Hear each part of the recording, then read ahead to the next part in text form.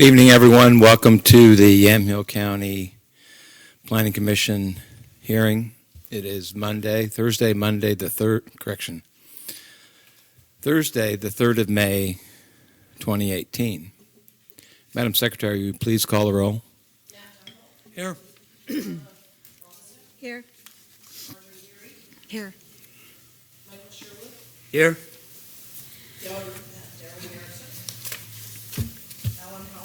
Here. Here. Here. Present. For the commissioners, I assume you've all had an opportunity to read the minutes from last month's meeting. Are there any additions or corrections?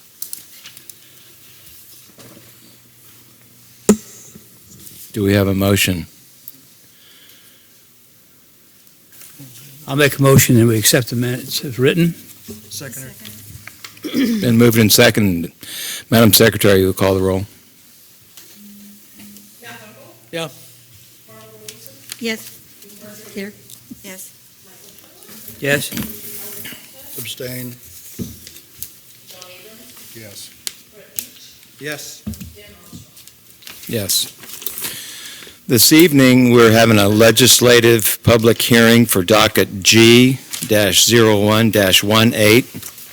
It's a request to consider an amendment to the Yamhill County Transportation System Plan, a part of the transportation element of the County Comprehensive Land Use Plan, to acknowledge the county purchase of an approximately 12-mile segment of a former Union Pacific rail corridor and immediate plans to develop a multimodal trail in the segment of the corridor extending from the city of Yamhill south to the city of Carlton.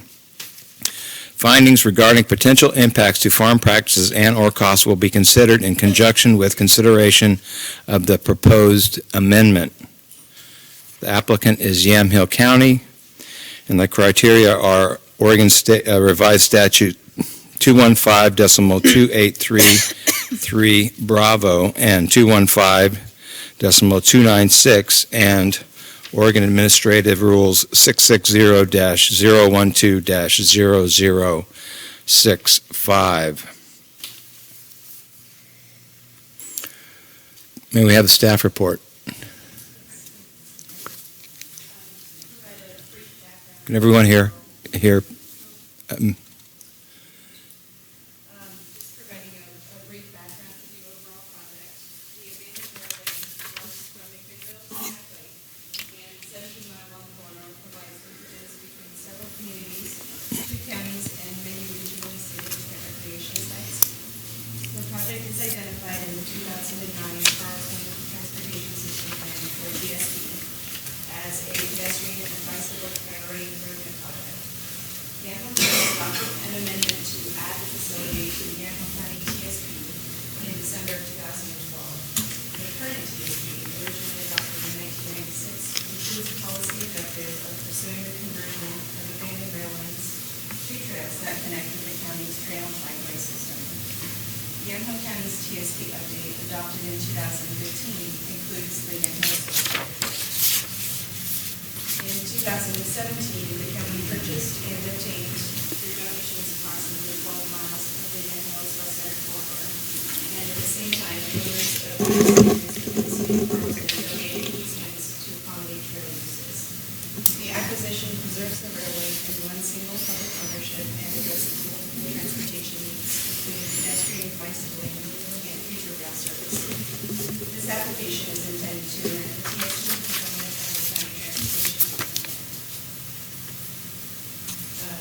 component of the county transportation comprehensive plan, and to identify all potential conflicts between use of the corridor as a trail and all nearby property owners.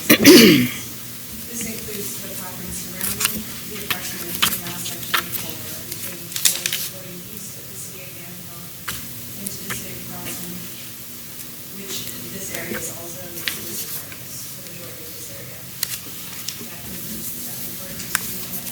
Yeah, I just wanted to add that, as has been noted, this is a legislative hearing, and as such, you can take testimony in any order that you'd like.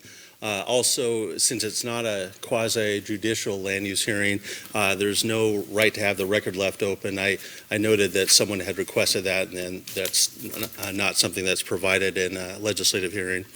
I should also note that since this is an amendment to the comprehensive plan, the Planning Commission is being asked to make a recommendation to the Board of Commissioners.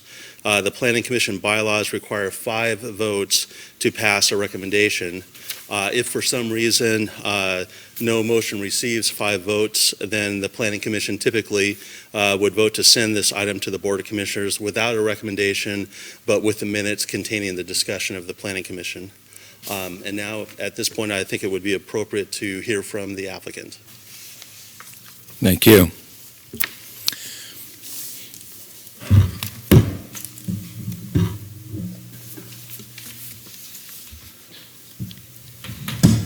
Good evening. Good evening. Name and address for the record, please. It's at 435 Northeast 5th Street. I'm Todd Sadlow. I'm a Senior Assistant County Counsel, and I'm presenting on behalf of the county. The county is the applicant in this case, as the county was for the solar ordinance. This is Laura Schabold. She's the county administrator, and her signature is on the application, so I thought I'd bring her up here with me to keep me company, if you don't mind. Sure. Thank you, Todd. Just one second. If you folks in the back can't hear, just cup your hand to your ear and let me see that, and we'll. Okay. So, Todd, if you could just lean forward a little bit into that mic, we'd all be happier. I've got to get used to how close I need to be to it. You're doing just fine. It appears to be on. First, I wanted to thank everybody for showing up to the hearing. This is what we wanted. We want public input on what we're proposing to do. And I've been through many of your meetings and heard people heap praise on you for your work and your volunteer and community efforts. And so I would just say, as to that, me also. Thank you. We're here tonight to discuss two basic topics. One is transportation planning, and the other is potential farm impacts from the use of an existing transportation corridor as a hiking, biking, and walking trail. So what I had in the packet that I provided to you and that we posted online, and I hope that members of the audience have had an opportunity to see that, and if not, it is there and still posted. A draft ordinance and findings, excerpts from Ordinance 880, which is the previous Transportation System Plan amendment that we adopted, the list of property owners and farm uses within 750 feet of this portion of the trail corridor between Yamhill and Carlton, maps between the Yamhill and Carlton segment with the former Union Pacific Rail Corridor, now owned by Yamhill County. Those maps are available here, and any member of the public who wants to show us where they are in relation to the trail can do that. I also included the Oregon OSH, Oregon Health and Safety Draft Pesticide Rule, some information on grass seed production from Oregon State University, information on growing hazelnuts in the Pacific Northwest, and I also included the Yamhill West Sider Trail Concept Plan, and I think that's really to show the kind of mitigation we're trying to, or are suggesting we will continue to develop before opening a formal trail on the property.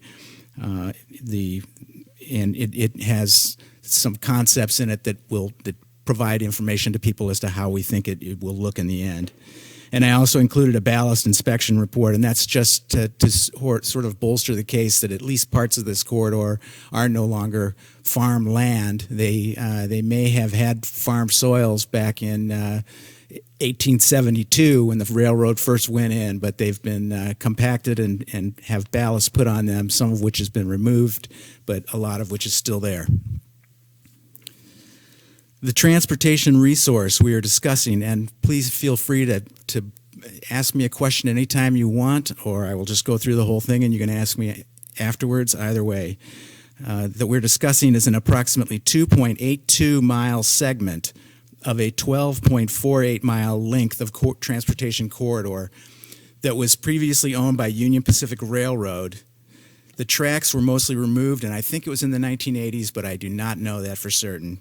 But still exists for portions of the corridor that run through McMinnville, continuing south and east, and immediately to the north into Washington County. The tracks are still there as well. And a lot of trains parked almost, it appears, semi-permanently on that part of the corridor. Corridor is mostly 60 feet wide, and the segment the county purchased from Union Pacific consists of 2 tax lots.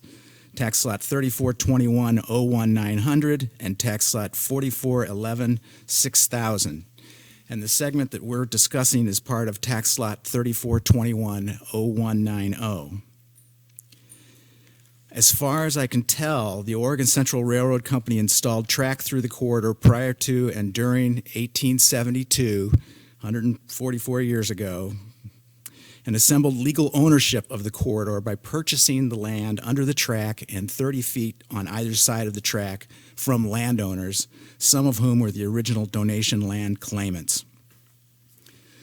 The legal ownership of the corridor changed over the years, first from Oregon and California Railroad, and then to Southern Pacific Railroad, which then merged with the Union Pacific Railroad and was basically subsumed and became the Union Pacific Railroad. They appears that they sucked in UP and became UP.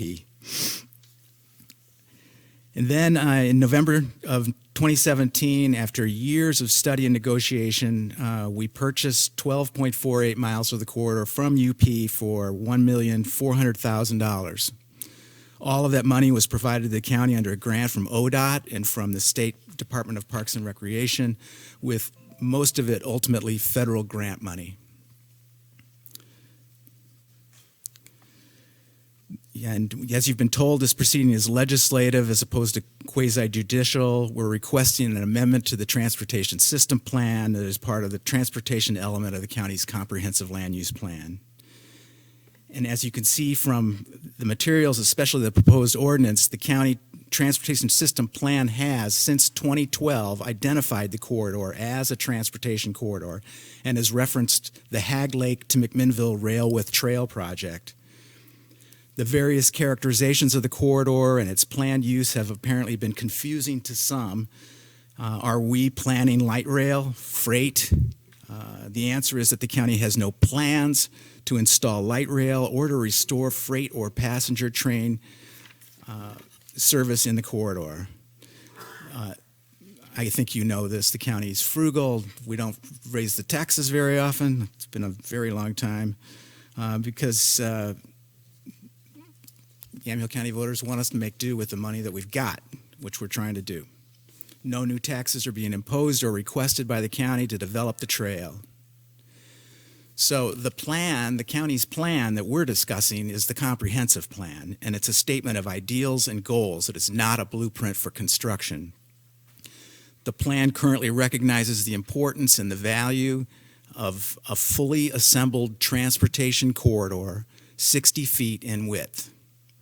The plan, prior to and following the proposed amendments, if you choose to make them, recognizes that any number of transportation uses could be made of the corridor if and when funds are available and need exists. It could be a bullet train. It could be a vacuum tube for all I know. It could be dedicated to self-driving cars. I'm not going to live to the time when this is used for something other than a trail use. But in that case, the trail use turned out to be interim.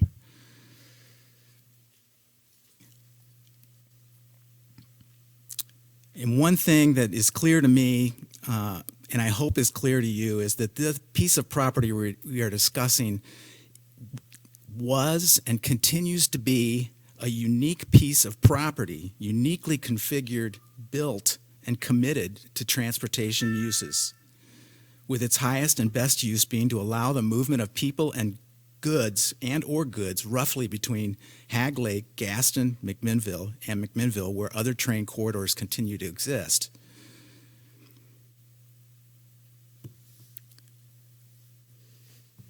The comprehensive plan acknowledges this, and the proposed amendments do not change that conclusion and do not change that vision. And I think part of the reason I'm saying it's built and committed is that it would be very difficult, especially for an entity like Yamhill County, to assemble the properties that Union Pacific, that the predecessors to Union Pacific assembled in 1872 and since that time. It took them many years to get all of the rights to all of the property that they built that railroad on, and it would be difficult for us to do it over again. It would take somebody with a lot more money and a lot more staff like ODOT to do anything like that.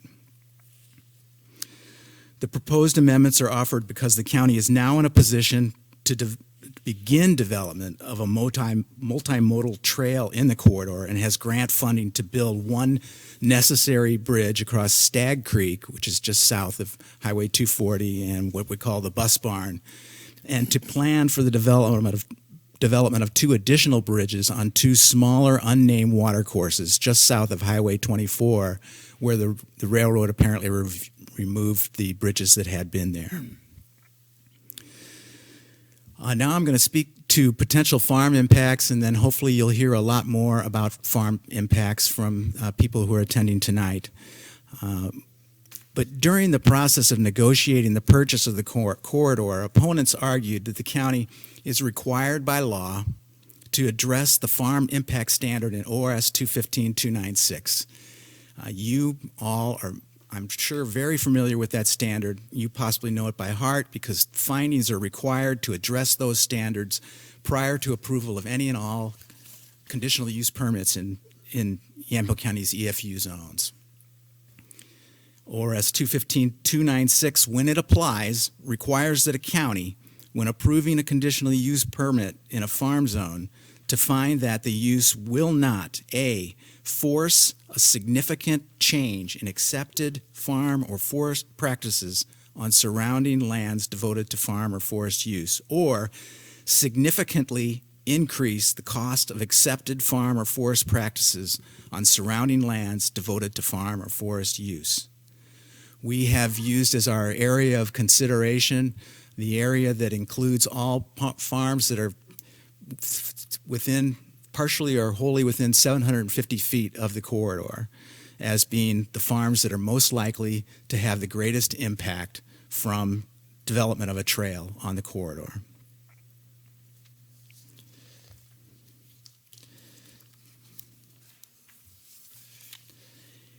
And looking at some of the testimony that I've already reviewed that's already been submitted, it appears that everyone now agrees that overspray as an impact, that overspray is illegal. As property owners now owning the corridor, we don't want county land illegally sprayed. We don't want our employees, our guests, or our contractors, or any member of the public to be sprayed. And what I also see from those letters is that the recognition that it is illegal and the numerous statements that they don't do it. You might smell it on the off of the premises, but you're not being sprayed. And I believe that's true. So I've addressed that why I think that is not a legitimate farm impact in the findings that I provided to you. And if you have any questions or problems with those, feel free to raise those with me, and I'm sure I will hear more from the public about that. The other issues seem almost exclusively, almost entirely to fall out of trespass. And so out of trespass, we get homeless people trespassing and camping on my property. We get dogs. We get dogs eating poison that's set out for pests and suing me. We get people who walk into my fields to take an Instagram photo and trample my crops, or and we get contamination of people urinating and defecating in their fields. Vandalism, illegal camping, littering. Those are all trespass issues. Those can all be cured through fencing. That's just the basic. I don't see how fencing does not cure, does not mitigate or minimize those conflicts with farming. And I guess I'll hear some rebuttal to that, and you will as well. So I think the discussion is good. It's a discussion that we want to have, but that's the conclusion that I made in the findings.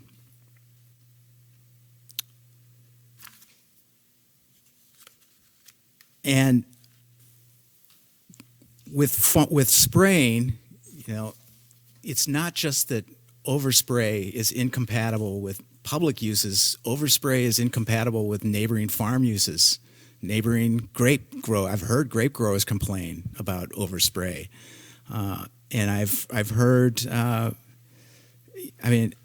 This whole idea that OSHA will change its rule and it's going to cause people to that the trail then is going to cause people to have to spend money. I don't think that lines up logically. And if you want us to fence the whole thing, we've already told everybody. We've been telling people for a long time that we intend to address the individual complaints of people who live along the property, and we intend to assist them with security issues, with trespass issues, with crime issues, and to be a good neighbor. So we're asking you to approve the proposed ordinance and findings so that we can continue moving forward in our effort to make an existing transportation corridor available for transportation uses, bicyclers, equestrians, walkers, and runners. I've been a lawyer since 1981. I've practiced land use for most of that time. ORS 215-296 is an exercise that helps to improve projects that have some impact on farm uses in most cases. It can also be an exercise for lawyers and just one more reason for appealing a decision by a county to allow a farm use in the zone, to allow a use in a farm zone. My conclusion in this case is that the impacts identified are not significant impacts and that they fundamentally are no different than impacts farmers already experience from people using many other transportation corridors, roads that already exist in the county. I have not at this time proposed conditions to be adopted because I think most of the impacts that may occur are not impacts to farming. They are aesthetic or they are privacy impacts to residential uses, and or they are trespass issues that have the same impact to farm uses as they do to non-farm uses. In this case, the county has repeatedly, through its elected officials and through a process that's been going on for years now, pledged to develop the trail to address all impacts, not just farm impacts. In this case, the land use process does not give us the flexibility to fully address all of the concerns of farmers without repeatedly being exposed to land use appeals filed by groups and individuals that are not interested in making the trail safer or minimizing conflicts, but just want to kill it. However, the trail is improved prior to opening its public use, neighbors will be involved and their concerns will be addressed. There was one letter here from somebody, a major landowner along this portion of the corridor, and this to me is an important letter. These are people that actually own property along this segment that we're proposing for development. This is Ben from Van Dyke Farms. These are people that we need to talk to specifically and to address their concerns directly, and we have pledged to do that and will do that before we formally open this trail to public use.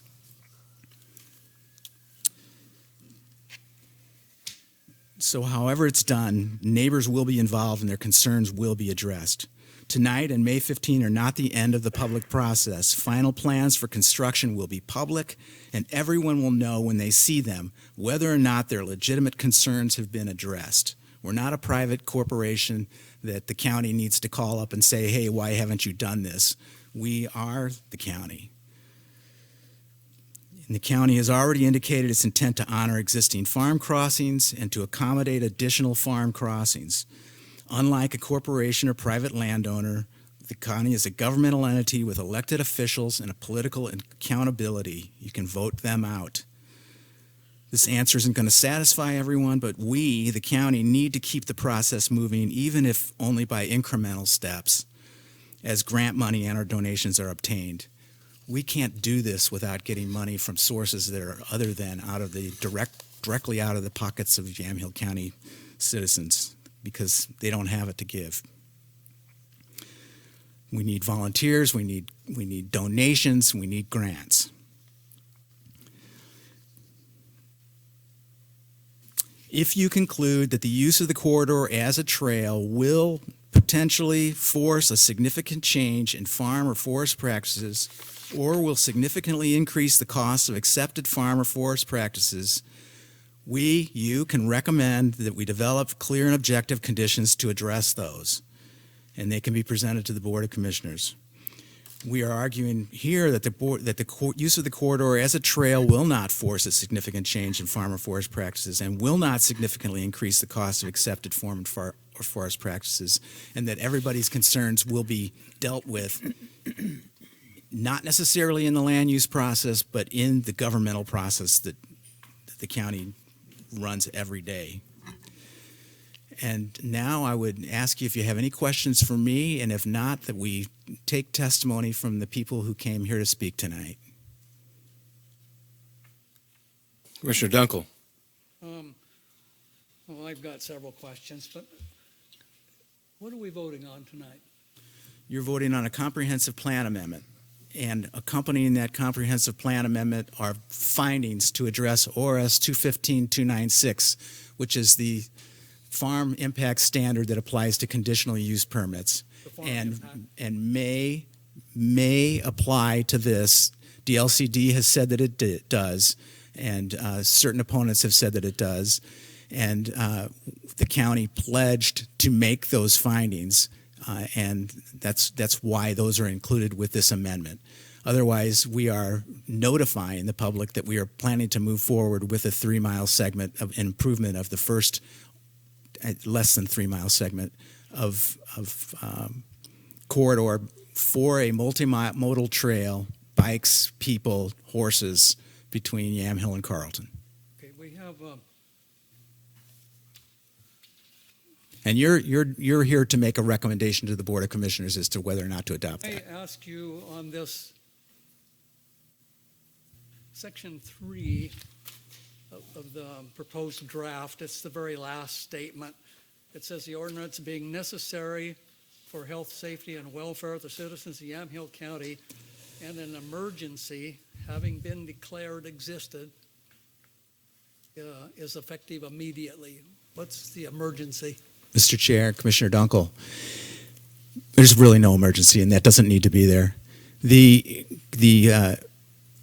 When I was working for the county between 1986 and 1991, and since I've been back here since October of 2013, we've put an emergency clause in every land use ordinance that I've ever put together when there was a unanimous vote available on the Board of Commissioners. And that means that it doesn't take effect in 90 days, it takes effect immediately. It doesn't cut off any kind of referral rights, because most of the time there are no referral rights, and I don't have any problem at all if you recommend that they not have an emergency clause.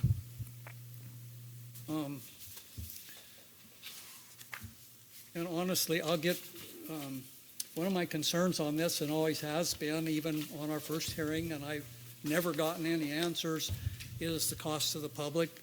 And I recognize that. I know, I mean, you mentioned that, and you're being frugal, but grant money is also tax money.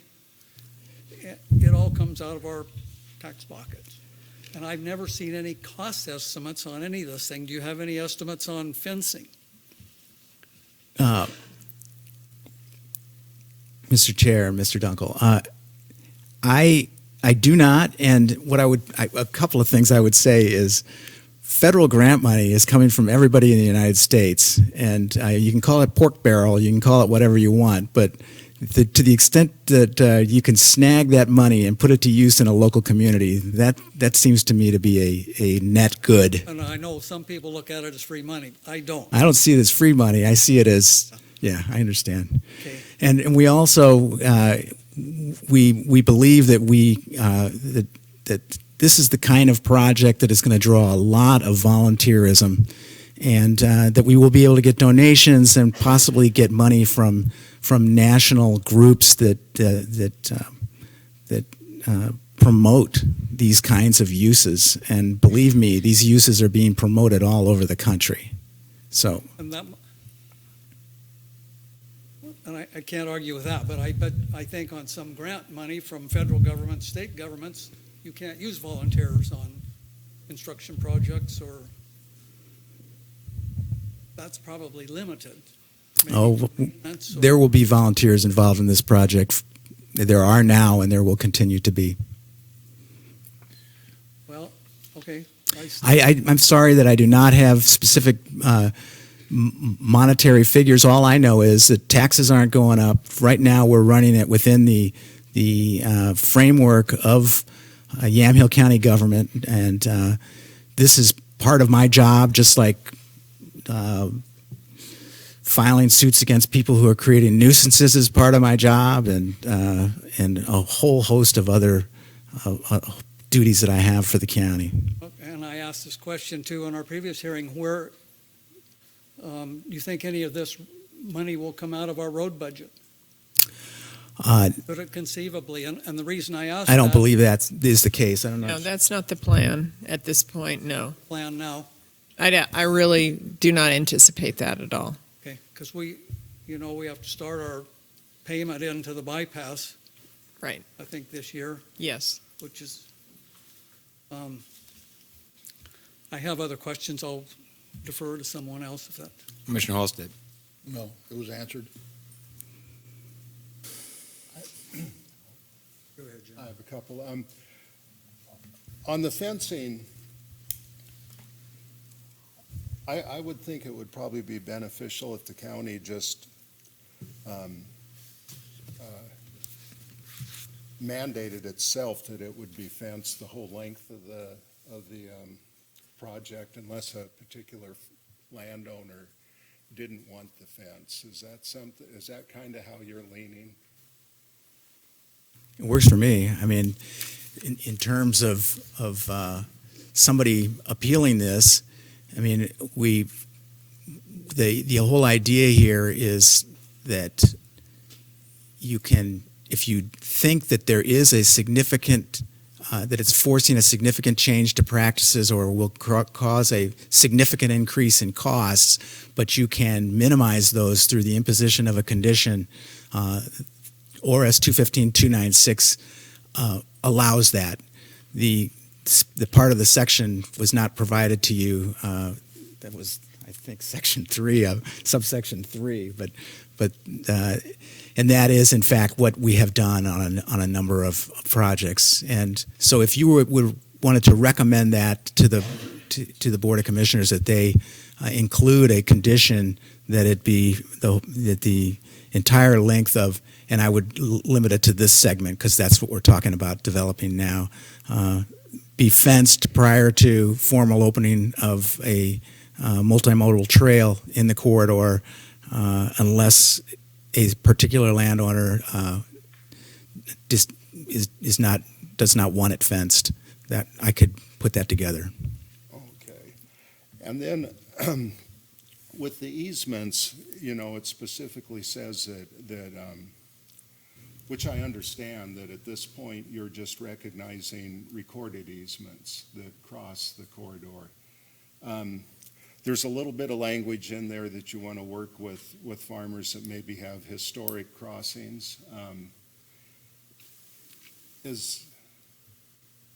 I guess I just want to be sure that maybe that language is firmed up a little bit, and that some time frame is given for people to address that, and I guess it would be interesting to know what the priority is. It's, I imagine the corridor wants to somewhat minimize the crossings, but if a historical, like I say, farm access is there, and there's geographic reasons why it really makes sense for it to be there, I think it would be fairly important to memorialize that and record that as an easement. Is anybody going to get much pushback on that? Oh, I think absolutely no pushback on that. I would say at this point, what we got was a long list of existing crossings and that have been granted to people over the 144 years that it's been there. And there may be others who may have them and not even know that they have them, or don't have one but are using one. And I think Ben of Van Dyke Farms referenced that, and I believe that that's a crossing that you can see on Google, and it's that kind of that would be an impact on farming if we cut him off, and there's absolutely no intent on the county's part to do that, and in fact want to accommodate it.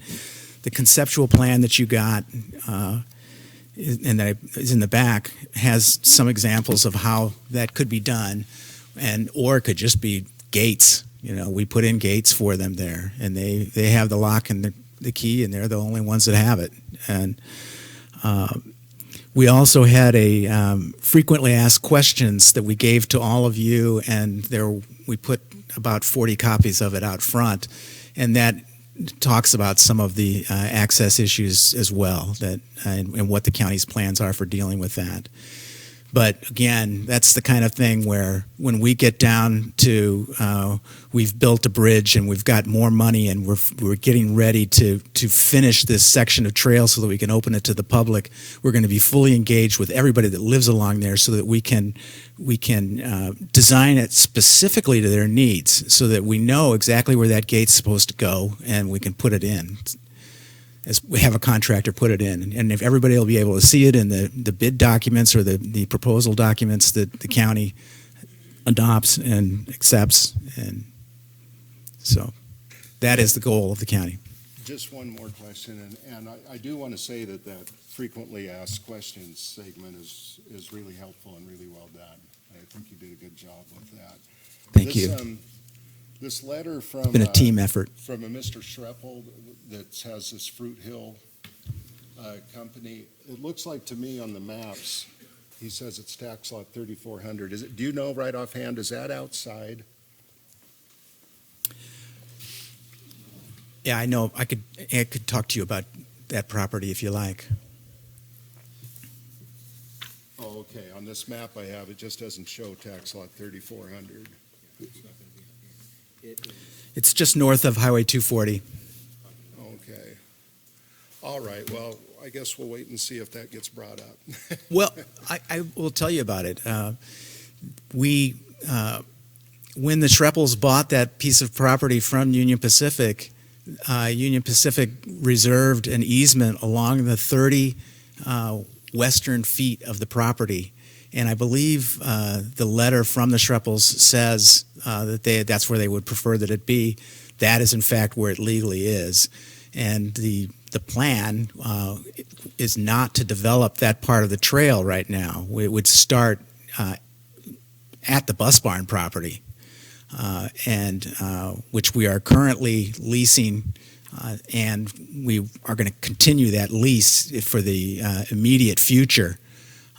Until we need to develop the trail, and the trail will fit next to the big grain elevator that's on that property, also to the west, and then would curve around in the back of the property and connect up with the properties where the 3 bridges will go, and then it's in the area of the Van Dyke Farms and heads on south to Carlton.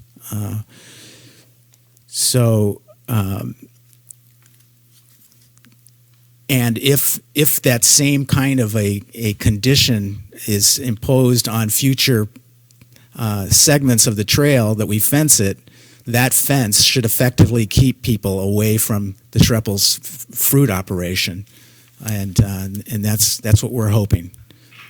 Okay. Commissioner Veach. I think we've addressed some of the trespass and access issues, but I had a couple questions on spray and process. So my understanding is that spray can't leave the target zone. Is that correct? In other words, your spray can't drift off your property onto somebody else's. Is that a correct understanding? That's correct. And it's generally because the existing rules require that you follow the instructions on the pesticide or herbicide or fungicide that you're using. But again, from the comments that we received, it looks to me like everybody who's participating in this knows that. And they're not saying they want the right to spray people on the trail. They're saying that they think there may be lawsuits from people who thought they were sprayed. And I guess that's, part of the litigious society we live in. That's the same thing for somebody driving down the road and they smell it coming in their windows, and they go back and see somebody with their spray truck and they, sue them. I don't know. They get some disease they think from it, but So my it just happens. is it's a 60-foot Incidentally. owned right-of-way that goes through there. Is that correct? It's owned right-of-way? It's 60 feet, Okay. and we're only planning to use, I believe, 12 feet of it for a trail surface. Correct. So really, their spray shouldn't drift across that 60-foot line, whether it sits as it is today or whether it's converted into a trail use. Is that correct? That's correct, and the amount of vegetation that's on there, I don't believe that any herbicides have been drifting onto the trail. But and I looked at portions of this trail that we're considering now, and there is a very large new filbert orchard along the course, but whoever's farming that has an access road that partially buffers from the trail, and then the trail is heavily wooded, and you can see where the path in the middle is in the woods, really. Do you have any estimate of what the distance is between the edge of the orchard, the headlands of the orchard, and where the 60-foot right-of-way starts? Not specifically, Not and 150 feet, is it?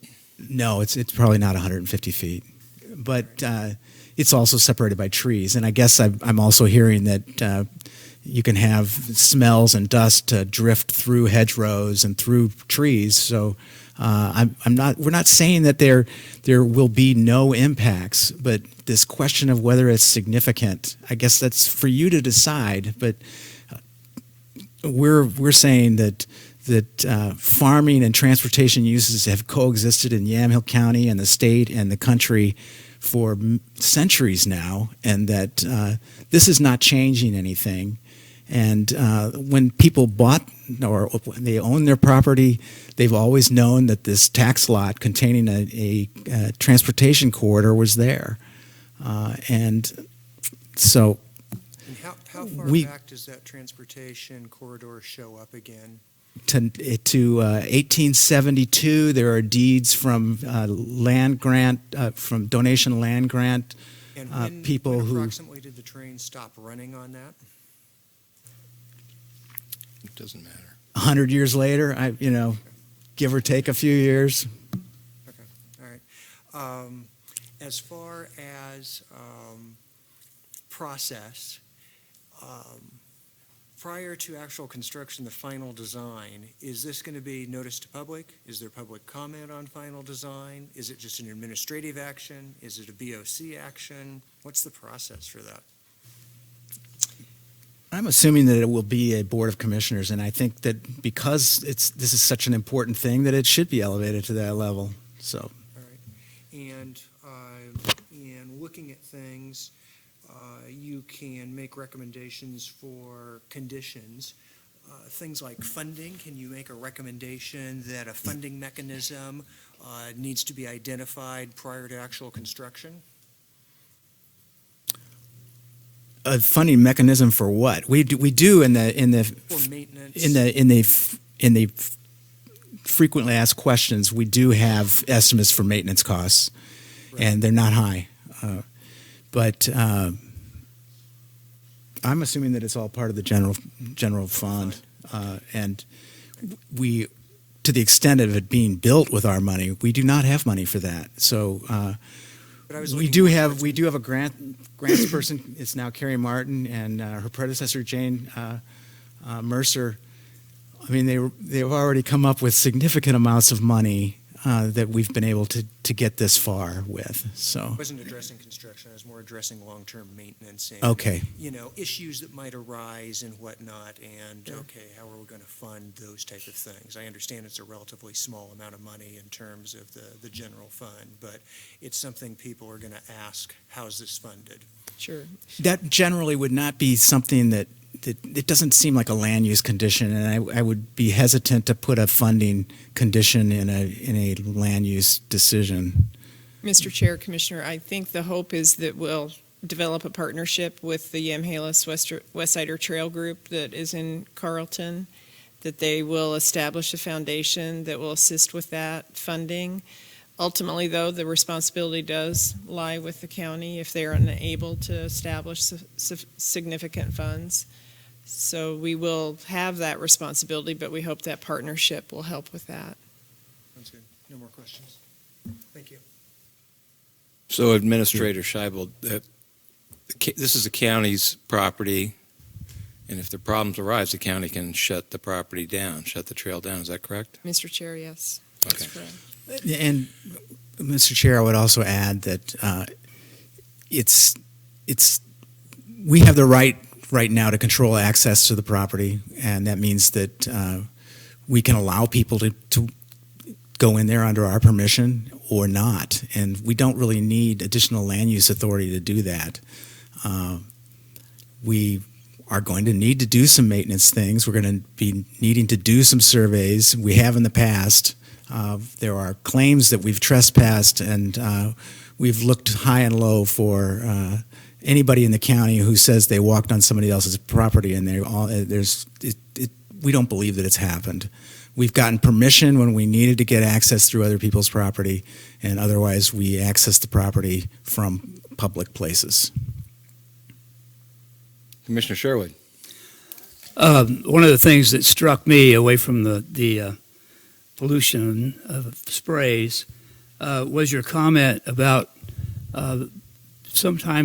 it would be sometime in history would probably never come around again to accumulate this property as it sits in wine country, going through two cities or two small towns.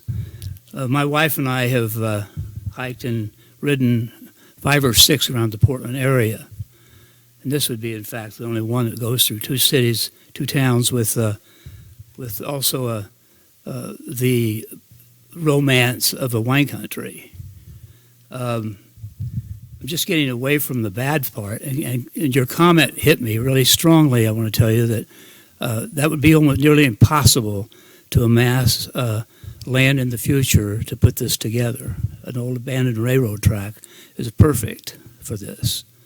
And I just tell you, we enjoy it. My wife and I enjoy it a lot when we get to go on a particular place like this and go 5, 6, 7, 10 miles. But the ones we've been on have been mostly through the cities and not in the countryside like this one is. So I understand that it brings these other problems along from people that live there. Mr. Chair, if I could just comment on that. And we know that on other trails, the presence of people like you and families on these trails and people to tell the governing body what's going on there has tended to reduce the crime and the vandalism and the other impacts, even camping. The Springwater Corridor, we've heard a ton about that. That had to do with a policy of the city of Portland to allow homeless people to camp on the streets, and they camped on median strips, they camped on sidewalks, and they camped all along the Springwater Trail. To my knowledge, that's reduced. There are still people that go in and then they get driven out, just like, and I don't know if they're being driven out or they're leaving, but like the parking garage. There's been a regular people coming and going through there, and it happens, and it's a sign of the times. But the remoteness of this piece of trail, it's not something that's near services or near food or anything. It's not going to be a draw for homeless people, and it will be a draw for people who want to go out and see what you're seeing, the beauty of this place.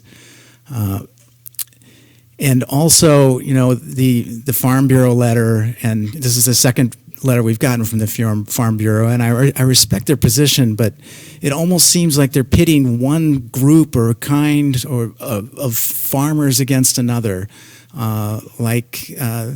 because we know that there is a large wine industry that benefits from people coming out here and seeing where the wine comes from, and they sell more wine. And so it's sad to see these different groups being pitted against each other. That's all I would say about that.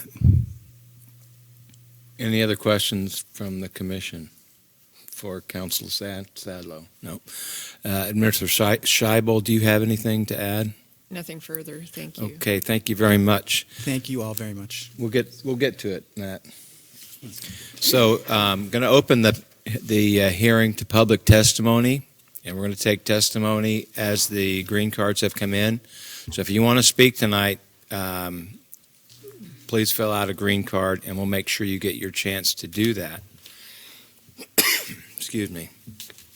It's 8 o'clock now, and we're going to take testimony until testimony runs out. We're not going to limit anybody's time at the mic. We ask that you don't reiterate things that people have already said, because is not useful. And at 10 o'clock, we'll take a look around. I'll take a look around, and if people are looking like they need a break, we'll take a break. If not, we will continue here as long as it takes to get people's questions answered, because the questions exist in this room, and if the answers don't exist in this room, then the people that can find those answers are here tonight.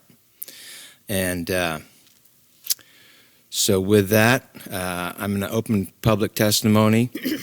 Because there are going to be issues that come up, we may ask Council Sadlow and Administrator Scheibel to come back up and answer those questions later. I'm sure there will be questions. And like I just said, we want to get them answered tonight, or get them to the people that can make those answers. Okay, with that, public testimony, first green sheet, Mr. Jim Van Dyke. Yes, please, state your name and your address, and tell us what you think. Also, as a sideline, if you brought written testimony in tonight, because the record is not going to be held open, I'm asking that you read that written testimony to us. Go ahead, sir. My name's Jim Van Dyke.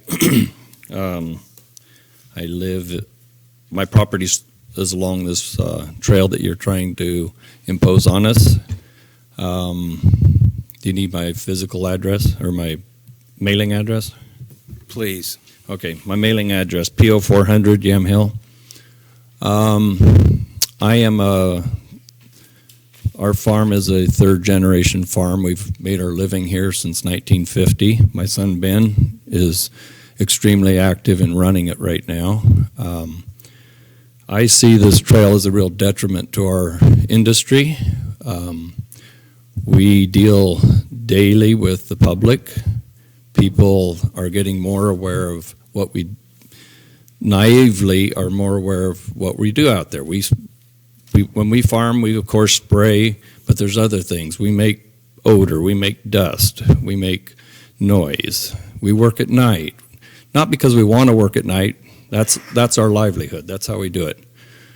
And with this trail, I can see we're bringing people that have no idea what goes on out here to create food. And we're throwing them right into the middle of our operation, and they don't understand what we do out here. We get turned in for spraying, we get turned in for dust, smoke, odor, and you are going to put 100 times more people right in our back door. The people that are pushing this project at us do not live here. They do not make their living here. This is our livelihood. The people that are in favor of this do not live along this trail. So they call us NIMBYs, not in my backyard. Well, yes, I'm a NIMBY, I guess. So I guess some things that need to be addressed is the trespass issue. Here's a scenario while you're sitting there talking. Everything is always going to be just fine. It'll all be addressed. Okay, here's a scenario.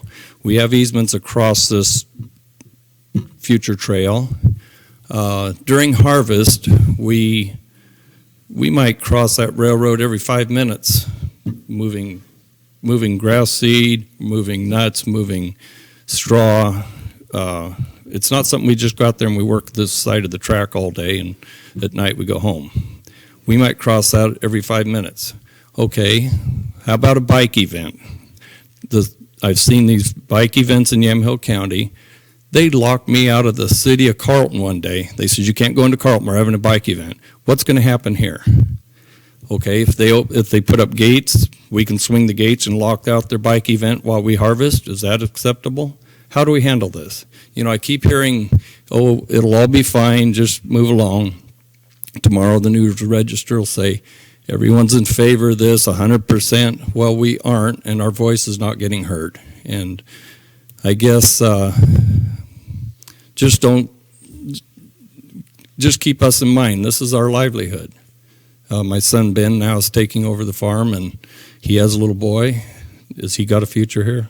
Think about that. If you would, just a second, we may have some questions for you. In fact, Sure. In fact, I do. So I fully understand what you say when folks go to the grocery store, they don't put two and two together, that those items that they're putting in their basket come from somewhere. What's kind of incumbent on us to help them understand that. So if you can look at it from that respect, it's an opportunity for them to see, by golly, these guys are out here working late. I mean, I don't think you're going to have any bike riders at night, but it'll get them some exposure so that they can see, whether they understand or not, what goes on. Additionally, we can work with the trail designers so that at the trailheads where people get on, there's a big sign that says dust, noise, odor, spray. Is that, if somebody has to ride by that sign, do you think they'll be more amendable when they come across your grandson on his tractor? Dan, I'll tell you a little story. A couple of years ago, my daughter was driving a combine. We were harvesting grass seed. There was a bike event, went down 240, and my daughter called me in tears. She was making the first round, and she says, Dad, these people are coming by flipping me off. How do you think I feel as a dad? I would have killed him if I'd caught him doing that. And it was multiple ones. It wasn't just one guy. Yeah. It just hurts me to see what you're doing to our farms.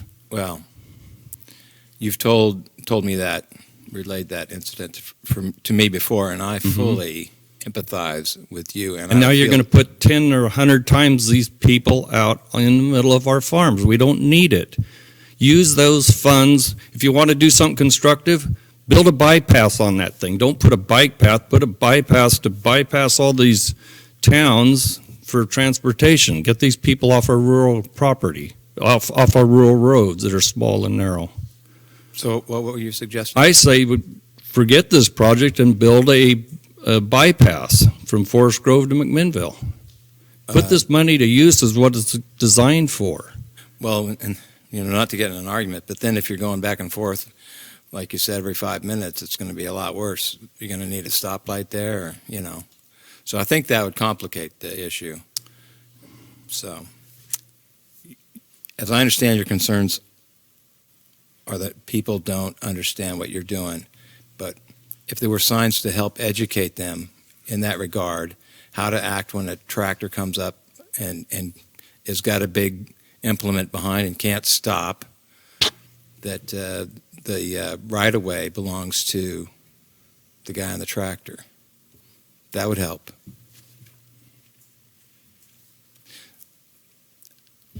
We're here tonight to try to make this work for everybody. I have my own opinion on it, but I don't think we want to pick winners and losers and divide the county. We can work together, and I'm not talking just to Jim. I'm talking to everybody out there. That we need to live together here and try to find a way to live together.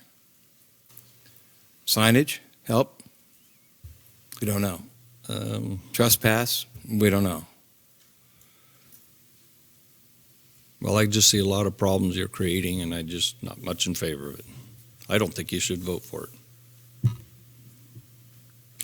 May I say, I don't know if I'm on yet or not, it would be more expense, but if you're that busy going back and forth across, what about an underpass for the bikes? Do whatever you want to do. I don't know what to tell you.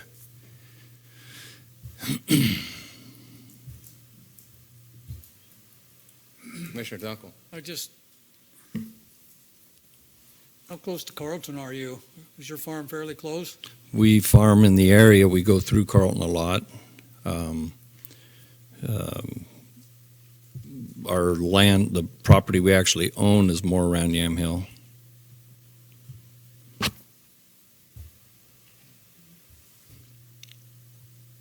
Okay.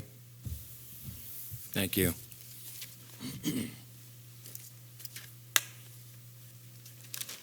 Okay, the next green card I have is from John Van Dyke.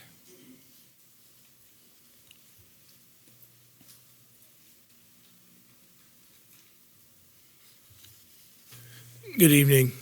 My name's John Van Dyke. I live at 1255 East Main Street, which actually borders the railroad right-of-way on the west side by the bus barns. I have approximately 22 acres there. And I am kind of appalled that they are going to use tax money to kind of displace a business with the buses. And if the buses are displaced, they don't know where they're going to go. I've spoken to the manager there. And if they end up moving out of the area, that will ultimately increase the transportation cost to the school district, which will be a tax increase to the patrons of the school district there. And I am concerned of trespassers. I've had people ride four-wheelers onto my property, come in from the backside. And so if this ultimately goes through, I am requesting that my property be fenced along the easement there. We've heard that fencing is available. Okay. That's all I have. Okay, so just so I understand, what we're talking about is you're concerned that the company that leases or owns the parcel there, that the bus barn Right. is going to be displaced. Yes. Okay. And then you're concerned with trespassing, which we think we can mitigate with a fence. Yes. Any other commissioners have questions for Mr. Van Dyke? Thank you, sir. Thank you.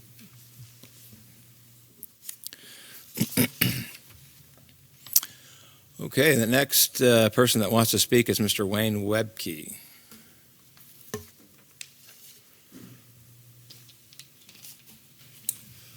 Good evening. My name is Wayne Webke. My address is 13775 Meadow Lake Road, Carlton. I'm the director and president of the Friends of the Yamhill Westsider Trail. I had some other things to say, but I think I'm gonna get to those. But I want to address some other things that have been kind of touched on that our organization will be part of. We think of ourselves, and the county kind of thinks of us and the county as being partners, and we have been since the inception of this in 2012. We've worked with outreach in the community where we talk to lots a lot of people. We set up information booths at the events like Derby Day and Carlton Fun Day and the markets here in McMinnville. We set up in Forest Grove at the markets up there because that's people up there are interested in this in both ways.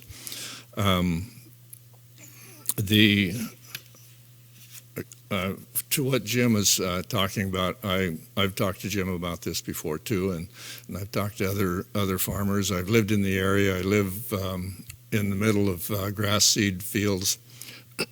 I'm a runner. I run through hazelnut field orchards on one side and vineyards on the other, and there's been times that spraying on both sides of me, and so I understand how that works and how different it works for different types of agriculture. You have they have to do their application differently depending upon the crop, and as a user of the trail when it does get built, because of what my kind of thing is here with the running, I'll be using it, but I can understand how that can be mitigated, and part of it is that the barrier is not always 150 foot. It depends on the crop. It depends on how they're spraying. Depends on the wind. Those kinds of things. So it could be 100 foot down to 25 foot if they're back spraying or that kind of thing. So part of what we are looking at, we as in the county and our meetings and such, in terms of mitigating some of this is signage, educating people who are going to be using this.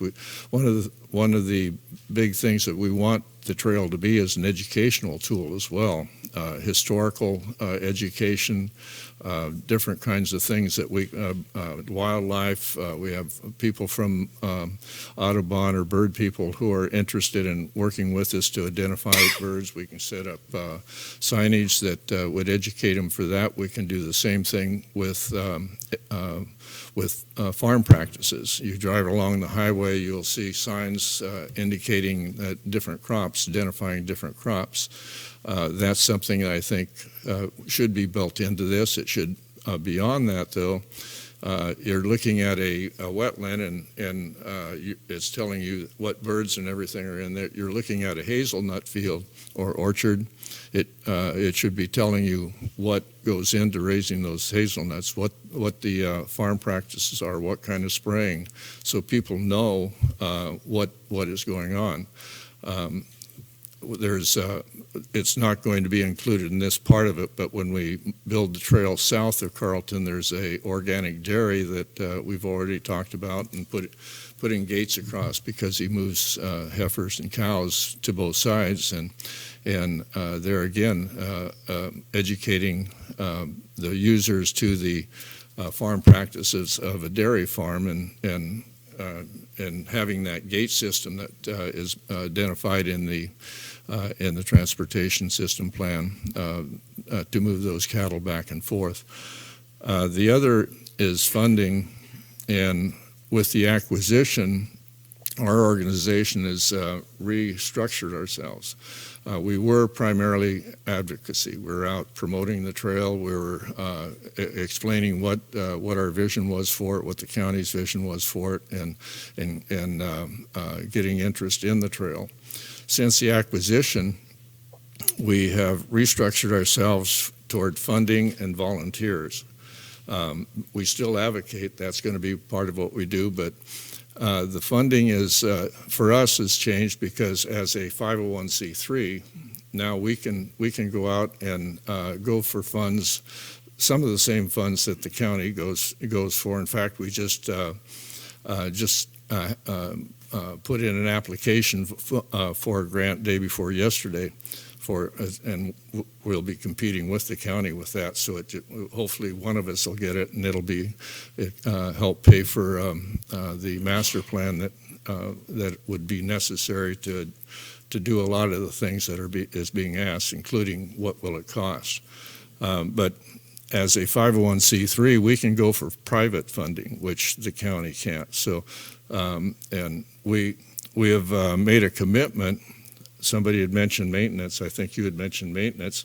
We have made a commitment to this project to help fund that future maintenance and with our volunteers, ongoing maintenance. Actual heavy-duty maintenance won't start until sometime like 10, 12 years after the thing is built, because the big maintenance will be when the surface starts deteriorating and you have to start replacing that. So the long-range funding is what we're looking at too, an endowment or some type of a way of building a fund that will pay for that. Across the country, the average per mile cost for maintenance at the time that you start getting the expensive maintenance is $1,500, $1,800 a mile. So we're looking at that, building something that will, we're looking at $18,000 a year for maintenance at that time. So we have made a commitment to that. Our volunteers, we have reorganized that. We'll be we have volunteers for some of our advocacy things where we go out to the community and that. But the other is going out on the trail and cutting blackberries back. Those kinds of things. We don't know all the things that our volunteers will be necessary for, but that's part of what our organization is be doing and committed to. I think I'll forget the rest of this. Commissioners, any questions for Mr. Webke? Wayne, Council Sadlow said that there hadn't been any trespass. Did I understand him to say that? A trespass? Any trespassing off the trail so far? Anyway, that's what I understood him to say. And so you and I both know that trespass is going to be a significant issue. That trespass will be an issue? Yes, that people are going to say, hey, look, there's some buffalo. Let's go take a look at those buffalo. We've talked about Let's this. go get a selfie with those buffalo. Right. Because I know there's people that live along the trail route, not this segment between. Yeah. But, and people are stupid when it comes to agriculture. They want to go get their picture taken with the buffalo. And I said in testimony that that people are going to trespass on my place. And the very first opportunity, when you had a crew out there cutting a trail for the surveyors, we had the county crew come out and trespass on my place. And it wasn't upstanding volunteers. Yeah. It was the guys from the building with the small slatted windows. Yeah. So if you have anybody you want knowing you have buffalo, come on out and take a look. And they come right up to your fence through the barbed wire fence and up to the where the buffalo were. Yes. So anyway, yeah. Well, I'll resolve the buffalo issue, but trespass is a serious issue. Yeah, and that gets mitigated when you do the master plan. When Todd was talking about going out and talking to each individual adjacent landowner, that's part of the master plan. You put that into your plan, you build that into the plan, whatever agreement you have. You want a certain kind of fence. I think with you, we even talked about leaving the blackberries. That's the biggest barrier you can have sometimes to keeping people off your property, but or a combination, or it might be a physical barrier if privacy is a problem. So you build that into the master plan, and you know how much the cost will be then. Okay, another issue is the call of nature. When people need to go, they're going to say, hey, there's some trees over there. That's where I'm headed. And I know that because I've had the same issue. Yeah.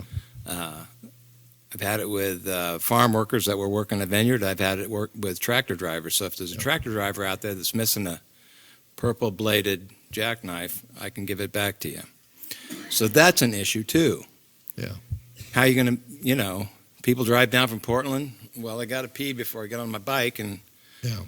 Well, I use trails. I go up to Banks Vernonia on a regular basis. I ride other trails, and it really makes a difference as to how you place either, you can have porta potties along the trail at different points, or you have how you space your where your parking areas, your access points are, having porta potties at that point. There's always the exception. You're going to have somebody that can't hold it, and it has to be done. But a lot of that is taken care of as to how you plan where you have those kinds of facilities. Okay. Well, I'm sure you'll work that into the Yeah. plan. That's part of that pre-planning. Yeah. Okay, thank you, sir. Yeah. The next I have from Veronica Hinks. Hinkus, please come forward, Ms. Hinkus. And you have a letter from the Oregon Tourism Commission. Yes. Are you prepared? This arrived this evening. Pardon? This arrived this evening. Yes, it's a letter that they actually have sent to the county commissioners, but I wanted you folks to be aware of its contents as well. And I also have a few other things that I'd like to share based on other comments that have been made. That's great. tonight. I just wanted to make sure that this got read into the record so that it Okay, was shared so with the rest you will of us need me to here. read the whole thing? As long as you can guarantee that you're going to go over the high points with us. Okay, I will definitely go over the high points. Thank you. So, as far as that letter is concerned, I've heard the concerns. Name and address. Sorry, Veronica Hinkus. I live at 16375 Northwest Meadow Lake Road, Carlton. I am on the board of the Friends of Yamhill Westsider Trail, and I'm also a past board member of Travel Yamhill Valley. Before moving out here several years ago, I spent more than 20 years working in economic development in Oregon with Travel Portland and also with the state film office. So I've heard the concerns about the cost of the trail, but you also need to consider the economic benefits and additional tax revenues from visitor spending that can come from this kind of development. To that end, Travel Oregon has written a letter to the county about the potential of this trail to bring in visitors and visitor spending to our area. This trail would be a huge tourism asset. I'm a cyclist, and I frankly ride more in Washington County and Marion County right now because their roads feel safer to me. Having a safe route through our area would be huge. For both for local cyclists, you have a cycling group, the Cranks here in McMinnville, and also for bringing in visitors from outside the area. It would allow our area to better leverage the state's $11.3 billion tourism industry. It would result in a long-term sustainable benefit for visitors and locals alike. Bicycle tourism contributes $400 million into Oregon's economy each year, and that study is a few years old, so it's probably a bit more than that now. Visitors who participate in biking activities spend $124 more per trip than all other traveler types. And $124 doesn't sound like much, but when you're multiplying that by the thousands and thousands of visitors, it really adds up. In addition, overnight visitor spending and other travel expenditures contribute positively to local taxes and yield significant secondary impacts on local economies.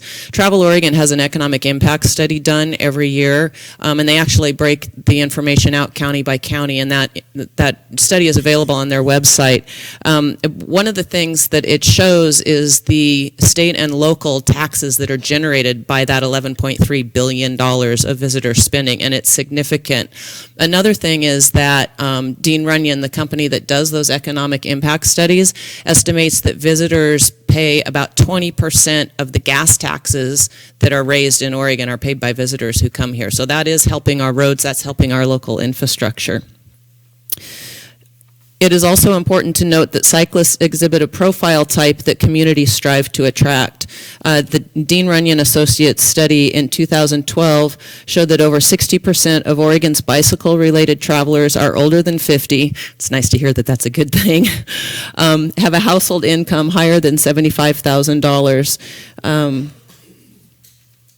And so they're the type of visitors who are going to spend more and stay longer. They have more leisure time, and they have more money to spend while they're here.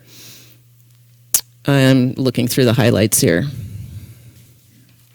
As visitor and local usership increases on the trails, participants experience many physical and mental health benefits associated with outdoor recreation and exercise, thus improving community livability and morale.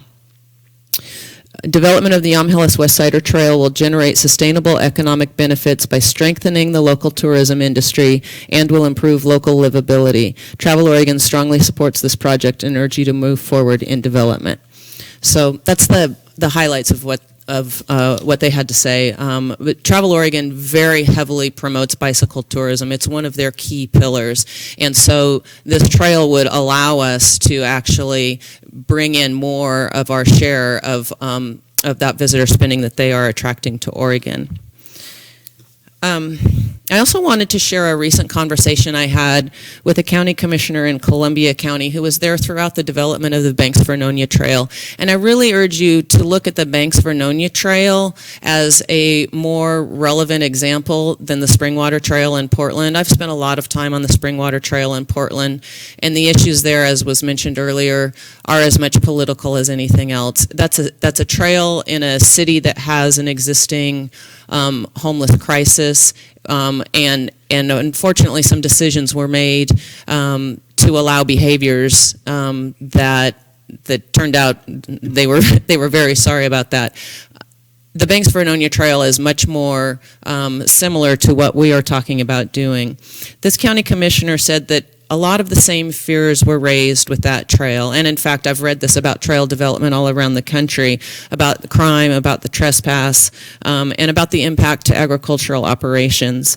Now, according to him, none of that has materialized on the Banks-Vernonia Trail. And in fact, a lot of the adjacent landowners are now users of the trail and have seen their property values increase because of the trail.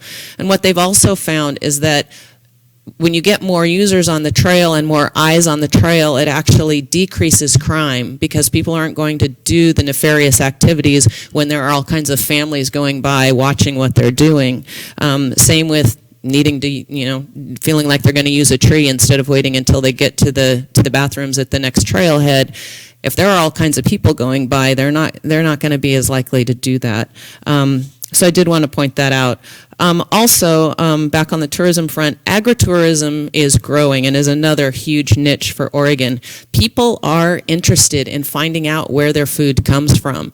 And in Oregon, we are really a culinary destination, and part of that is people actually wanting to see the source of where all this wonderful food comes from. And so again, this trail is an excellent opportunity to educate people about that, and people really are interested in the farming activities.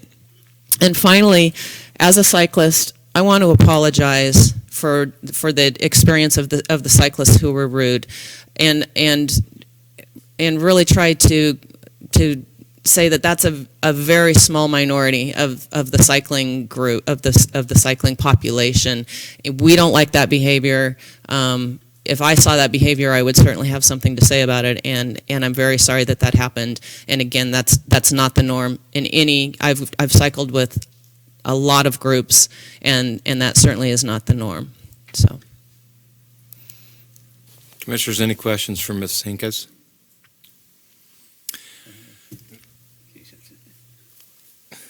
Commissioner Dunkel. Well, I just want to ask about the Springwater Trail because I've read articles about it, and you said the more people on there, the less crime you would have, but it seems like the Springwater Trail has lots of people on it, and they've had lots of problems with it. And again, that is an urban trail in a city where a decision was made to allow people to camp on the trail. They have since tried to pull back on that and have cleaned it out quite a bit. But once you've opened that gate, it's much harder to pull back on it. Again, Portland is an area that already has an existing problem, not just on the trail, but all over the city. As has been said before, out here, we don't have the services that the homeless congregate around. So people aren't going to ride a bus or ride their bike for 45 miles from Portland to come out here to hang out on our trail. So I know people personally that have spent on a bicycle what I might spend on an automobile. And you smile and there's some giggles, but it's true. So somebody's got this $5,000 bike, Mhm. and they got to cycle through a cloud of dust, and they've been, I mean, on this short segment, they probably won't be exhausted, but if they're huffing and puffing, they got to suck in some diesel fumes. Anybody who rides in a rural setting understands that. I don't know that I've been on a ride in rural Oregon in the last 5 years where I haven't dealt with dairy smells. As my father would have said, rich agricultural aromas. It's part of the experience, and people who ride in rural areas generally understand that that's part of the experience. And so you're involved with a group that's involved with helping them design the trail? I'm with Friends of Yamhill Westsider Trail. Yes. Okay. Well, I think if we can front load some of that education on signs at the trailheads, that'd be pretty useful. Absolutely, and one of the things both Wayne and I participated in a webinar recently put on by the National Rails to Trails group about trail towns and how to develop the trail in a way that engages the users with your communities more. And one of the things is having a lot of information about your local culture and about what's going on locally on the trails, and also pointers to where they can go into communities and perhaps go to a museum or whatever that shows them more about the local area. So that is definitely something that we want to be looking at. And if we could have some signage that says third generation farm, other than century farm, because it takes a long time to become a century farm, but third generation farm. Yeah, I think that would be great. And I actually miss, there used to be a lot more along the roads crop signs about what the crops were, because people ask when we're out, even, and those were for people driving, but people ask when we're on bikes, gosh, what do you think that is? What do you think that is? And I know about 1/3 of the time. I can recognize strawberries and broccoli because I used to pick and cut them. Commissioners, anybody else? I've got another question. Commissioner Dunkel. We talk a lot about economic development, and I know that tourism is, you want more tourism in Yamhill County, I guess, everybody does. Has anybody ever thought, I'm just thinking here of a little bit of long-term planning of the highway situation in downtown Carlton isn't the greatest with the trucks and the traffic. Has anybody ever proposed in all these years that they're doing it, that we at least take that first 1.5 miles and get the road on, get actual highway onto this railroad right away, at least out to the substation, past Carlton, get it out of town with a bicycle lane next to it? I do not know what conversations have gone on between Carlton and ODOT. I haven't heard anybody mention that, and it seems to me an obvious thing to do. Yeah, ODOT opposed it. Pardon? ODOT opposed it. Opposed it? Opposed it. Thank you, ma'am. Thank you.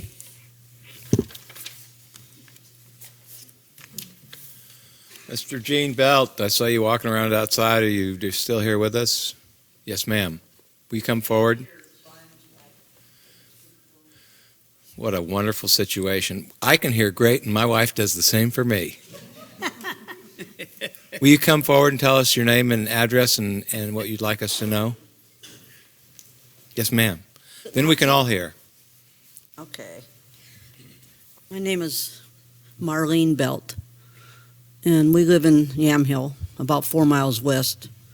But we have the property that's right exactly at Highway 240, which is the bus barn and also the RV and storage yard.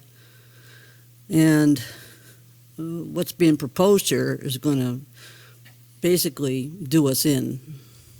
I don't see any other way around it.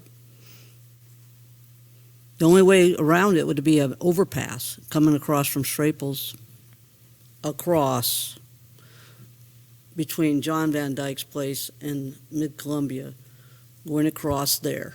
And then, because otherwise it is going to displace the bus barn, and it's probably going to put our business under, and most of our retirement income will go away. So it's a big hit on us. It's not just the farmers. There's others, I think, that are impacted that aren't just farmers. Okay? I'm not against the trail. I don't like driving on the on the roads, and you come up with a bunch of bicyclists, and you almost get killed trying to get around them when you're going over and under like this, or on a curve. And I'm sure they don't like it either. But, putting it through certain places is so terrible of an idea that there has to be some other way. I tried to write it down there succinctly. I don't know if I managed it.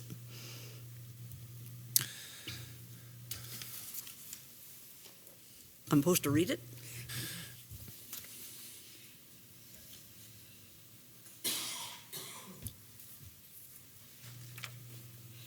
Okay. Gene Belt's tenant is the Mid-Columbia Bus Company. We've spent a lot of money to create a bus barn lot for Mid-Columbia. If the corridor displaces it, we will lose much of our retirement income from the loss of the bus barn. We are hand in glove with them. We also have an RV and storage units and yard on the other side of the proposed corridor right there, so we're on both sides, okay, which would be heavily affected and needs to be secure. An overpass that is high enough over Highway 240 coming from Straples side on the west, going over on the west side of the Mid-Columbia bus barn, is the only way that it could work for us. I just can't see any other way.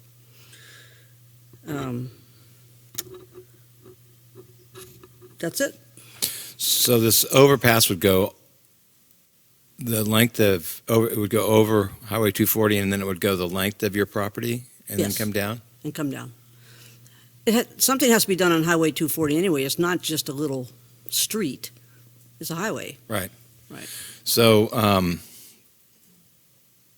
the railroad right-of-way exists right now as it stands, and with your businesses there on both sides. Yes. So we built everything on both sides Right. with that in mind. It actually goes down the center between, on the east side of the bus barn.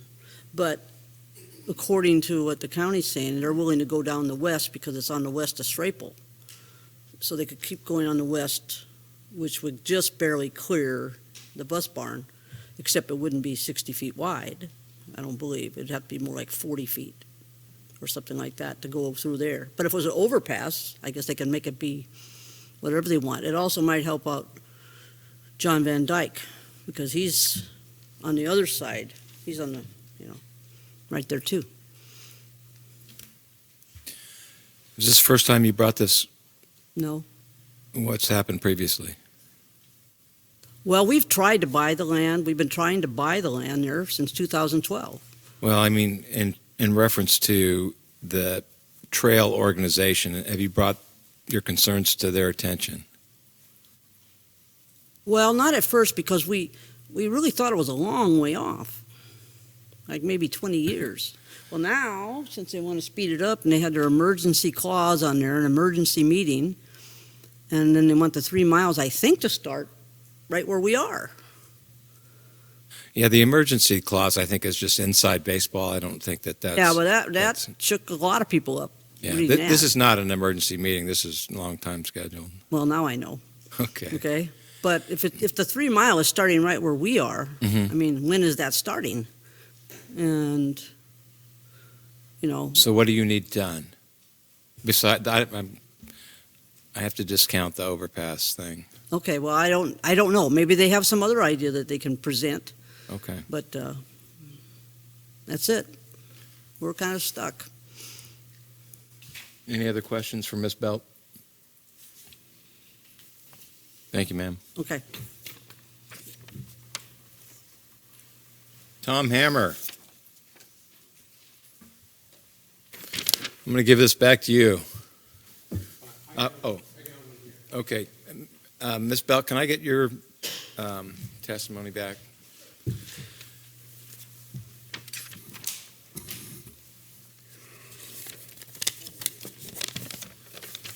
I'm Tom Hammer. I've been active in the Stop the Trail organization for about 3 years. Sir, can you give us your address?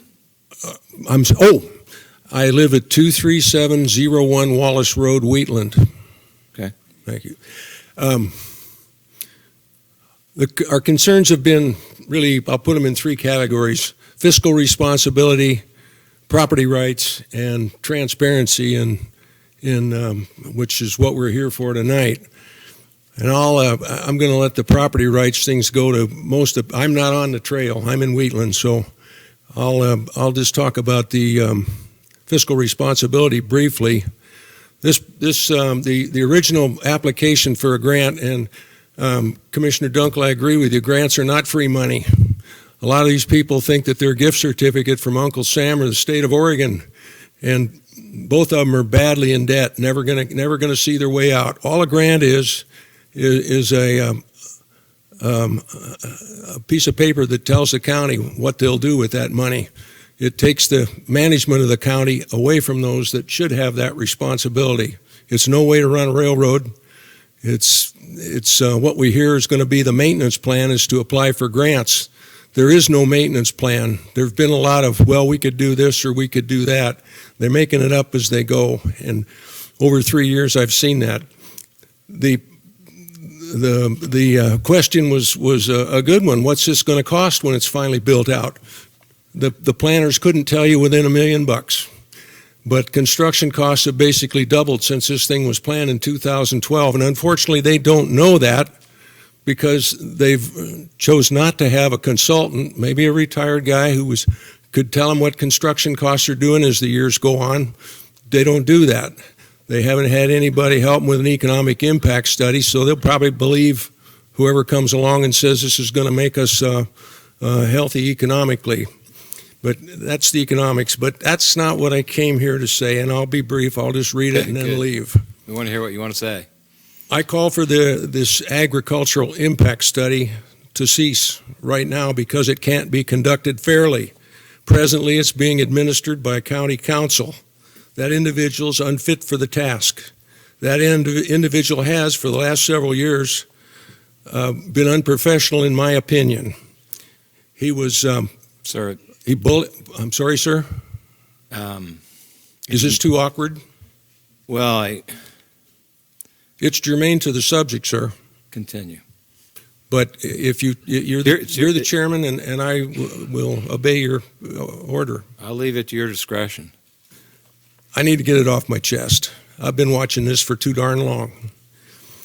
He tried to bully the Farm Bureau Council when she tried to discuss routine procedural rules. He's disparaged those with legitimate concerns for the impact that the trail would have on the adjacent property. He's written a piece attempting to disparage and diminish what the farmers have said so far, and that piece was read tonight in an attempt to negate their concerns even before those that live along the trail, most of them, haven't even been heard from yet.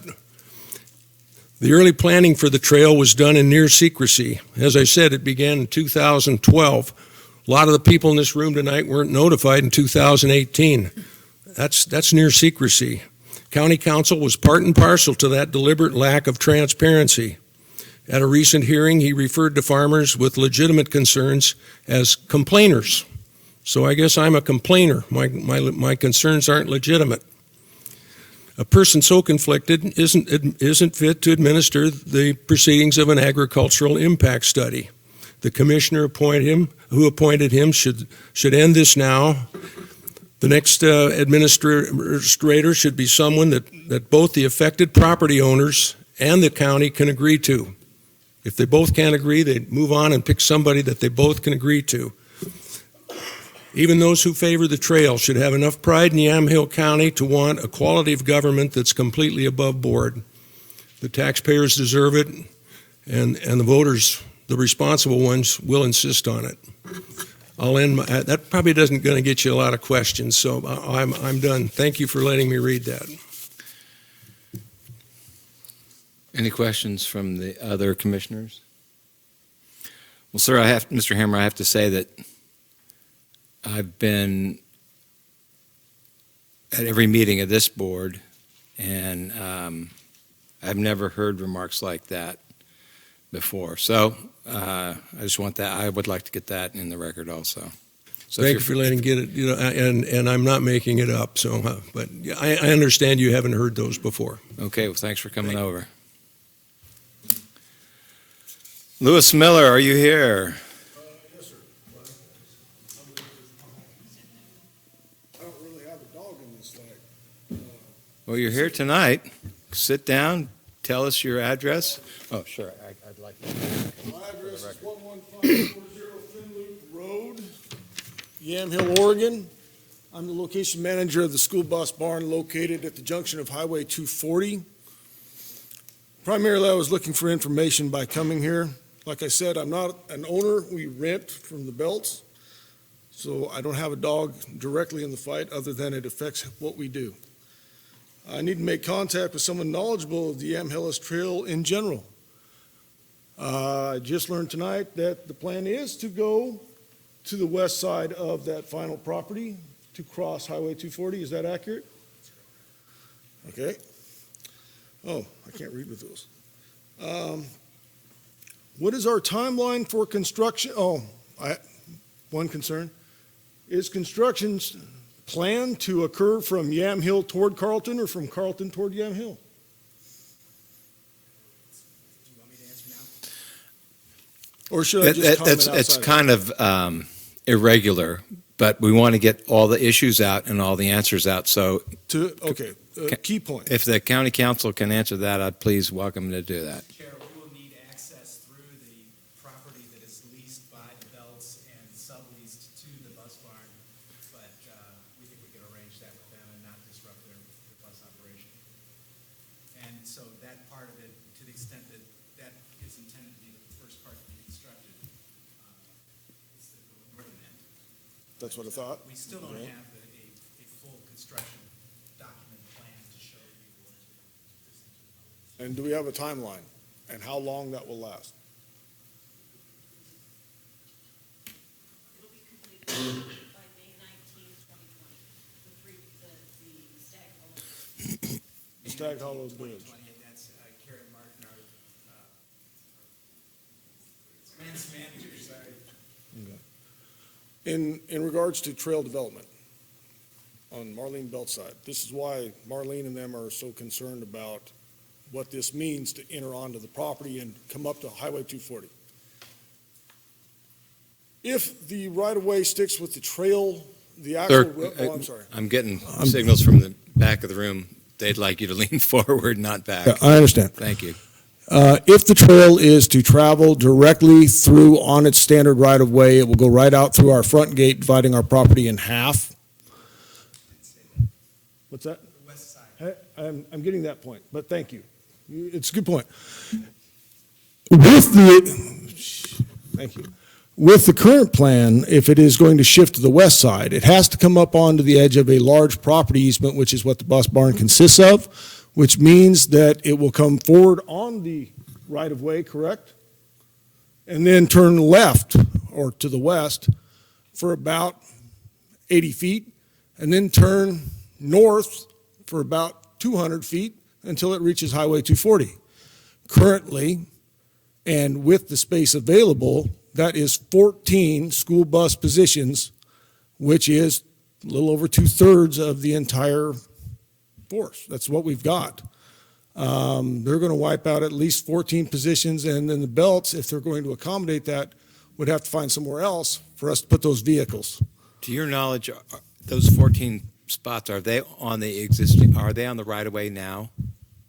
According to the plans for construction, that is exactly what will have to happen is our shop for mechanic work will have to be removed or partially removed. And then we'll have to wipe out 14 school bus positions in order to run the trail around the property. I have a question. Yes, ma'am. Why are the buses on this property if they didn't own it? We lease from the Belts. That's it. Who did they lease it from? Union Pacific, we've had more than three, at least 20-year leases. With Union Pacific. Right, and we thought we would be able to have it again. We started trying to buy the land in 2012. There was even a sign on Staples' side that said Union Pacific property for sale, telephone number. We tried, we started. We never were able to get it done, and then all of a sudden, we hear they sold the county. So that left us in a really bad place. Yeah, Union Pacific wanted to deal with a big lot rather than a little lot. And so now we put all this money into it all, and they figure we'd be able to do it. Okay. Anyway, that's what I have, sir, unless you have questions. We will try to come back to that. And Mr. Miller, I'll take that if you would, sir. Thank you. Nice job. Karen Hoyt.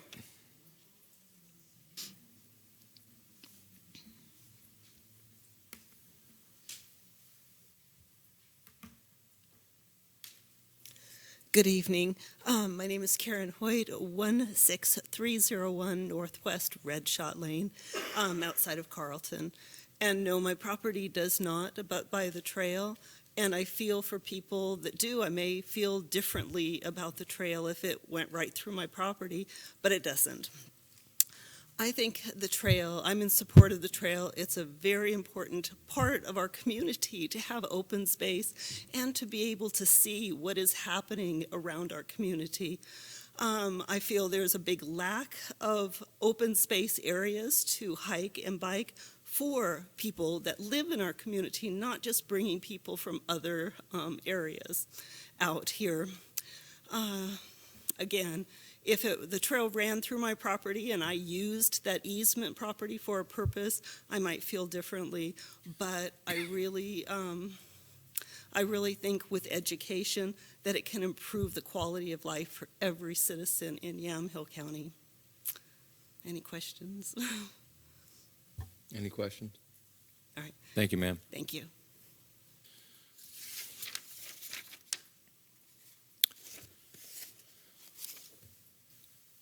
Chris Weinbender. Here's your remarks. Will you I'll make sure they're getting the record? Thank you, sir. My name is Chris Weinbender. I live at 12,000 Highway 47. I am about 400 feet of the trail. I do have a couple of questions in here regarding the fencing. We talking like a 10-foot fence? What type of fencing are we talking? What type of privacy barriers? Is this guaranteed? I'm not qualified to answer that, but Council. to the best of my understanding, they would address that. I don't know that they'd give you a 10-foot fence.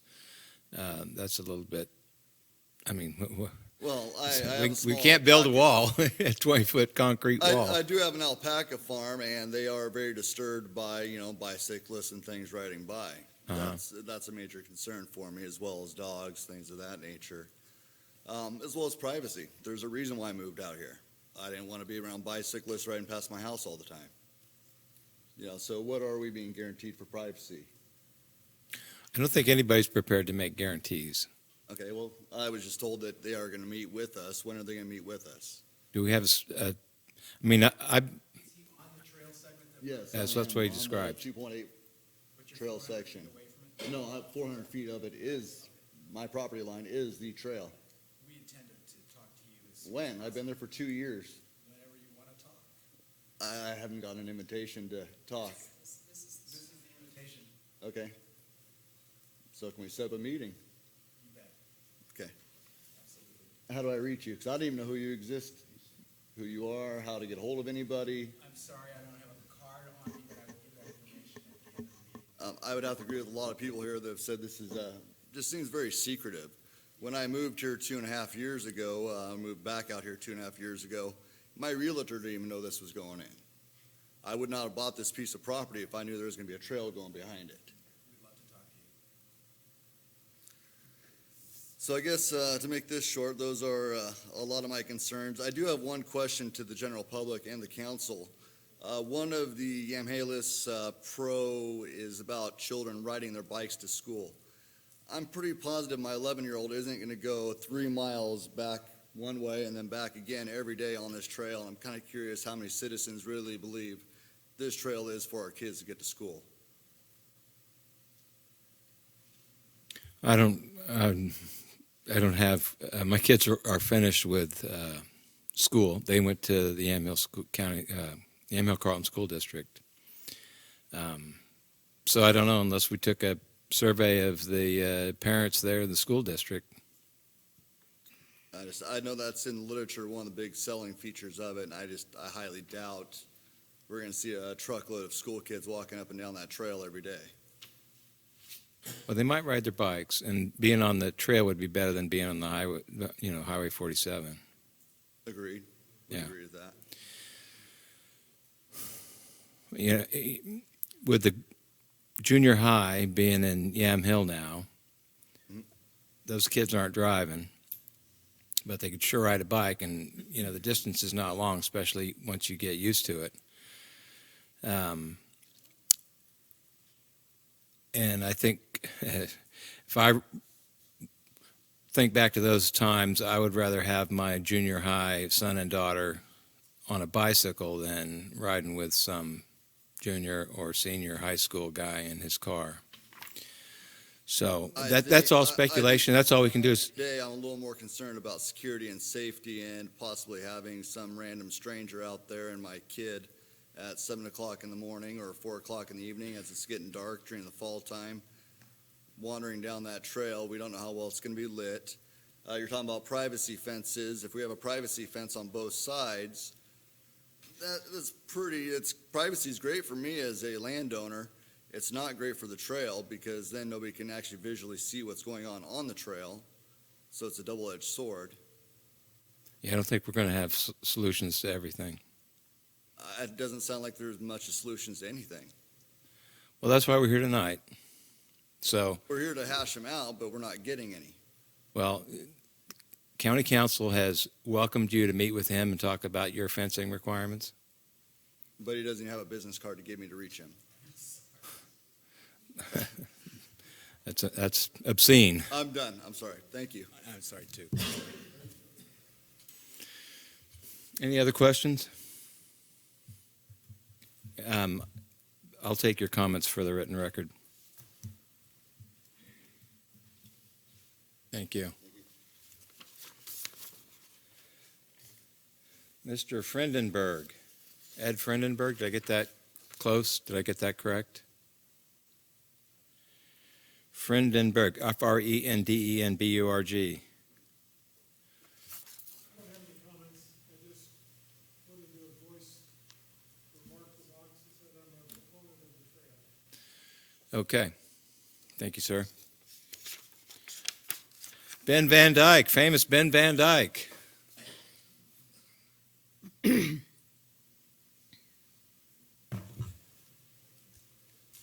Thank you. Ben Van Dyke, 15221 Northwest West Side Road in Yamhill.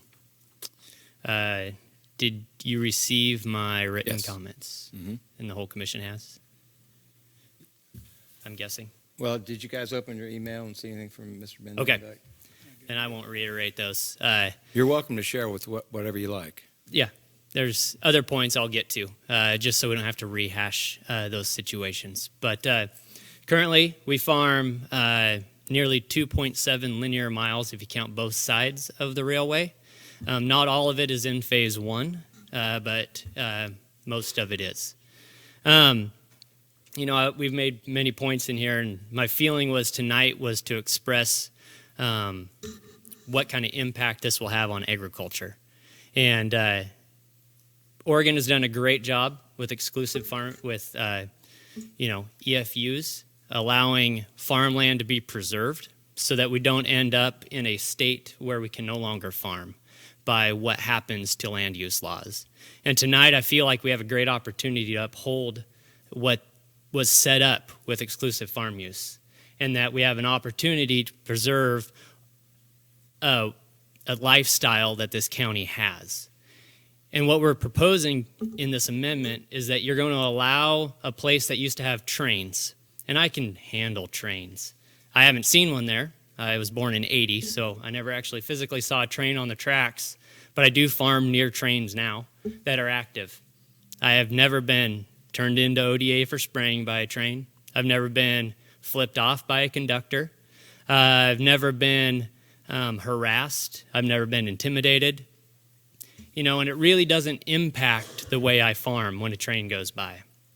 Now we have new rules coming on with OSHA where we do have setbacks when we're applying pesticides. What that means is, no, we can't drift. We know that. We can't get pesticides across our property lines. But what this new rule does is it gives it a zone around my application equipment. If it's an air blast sprayer like we use in hazelnuts, that's 150 feet from that person. If we're using a broadcast type implement, it's the width of that implement. My implement's a 90 to 100 foot boom. So I have to stay back that far, which is well within what would happen if somebody crosses, or if somebody's going down the path. My rule is I now have to stop, allow them to pass until they're outside of that zone, and then I can start again.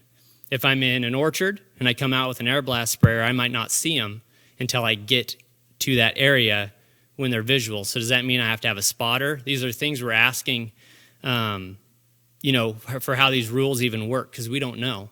Because sometimes you can't see that when you're coming out of an orchard. So I just want you to be aware that you're taking a corridor that could possibly have a train in it the way it sits right now, and you're putting a person out there in their most exposed condition, walking, cycling, jogging, not inside of a car, not inside of anything else. They're out there as exposed as they can be, and that person is now somebody I have to look out for. Whereas beforehand, if a train came by, I would know it.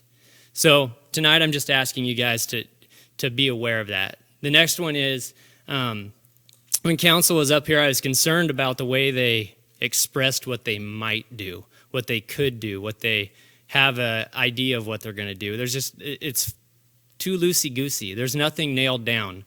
They want to meet with us and talk with us. That's great. But what do I do when we put a plan together for a fence? Okay, that'll work. That gets the trespass issue. And all of a sudden they run out of money. And the fence is the first thing that goes. Does that mean the trail shuts down? I don't know. I think you guys have an opportunity tonight with your position on this commission to really uphold our land use laws. And the trespass is a big issue.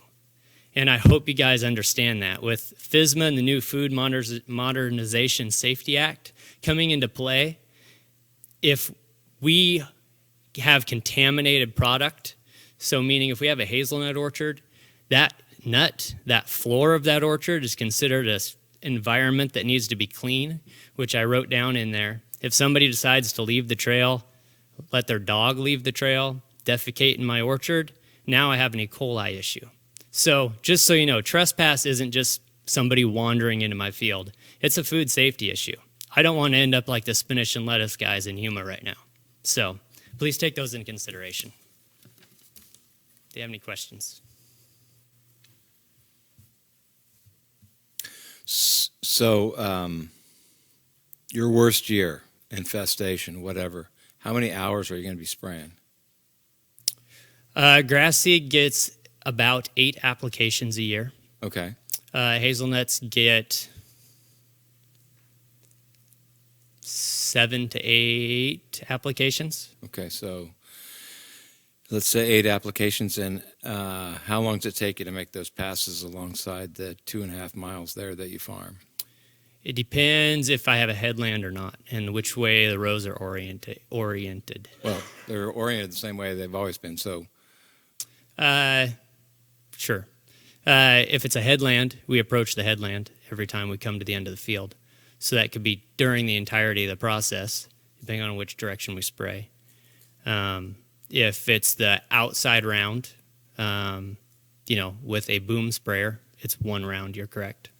Well, I'm not saying, I'm asking you how many hours you might, trying to get to how many hours you might be spraying alongside the trail. Sure. 8 times 20? 8 times 2? 8 times 10. Okay. So 80 hours Mm-hmm. through the course of a year? Mm-hmm.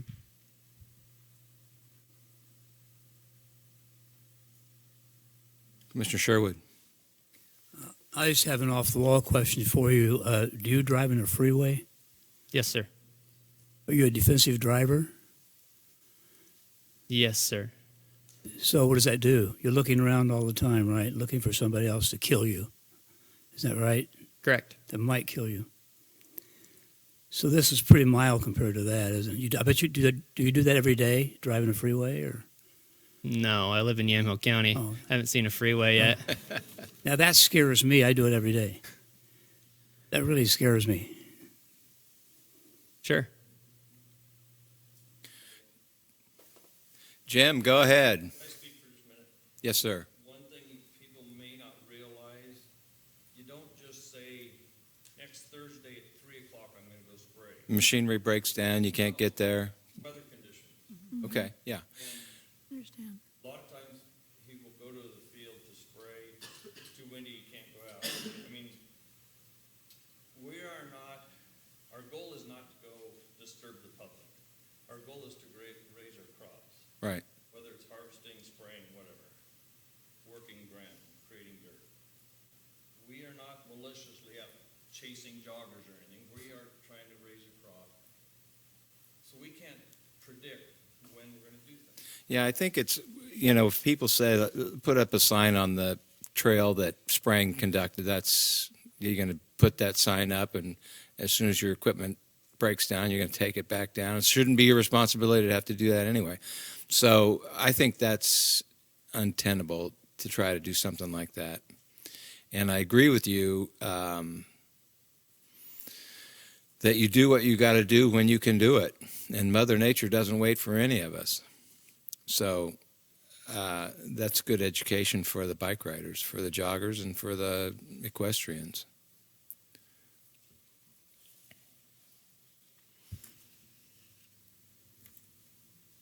Thank you, Ben. Thank you. Jack Schwab, are you here?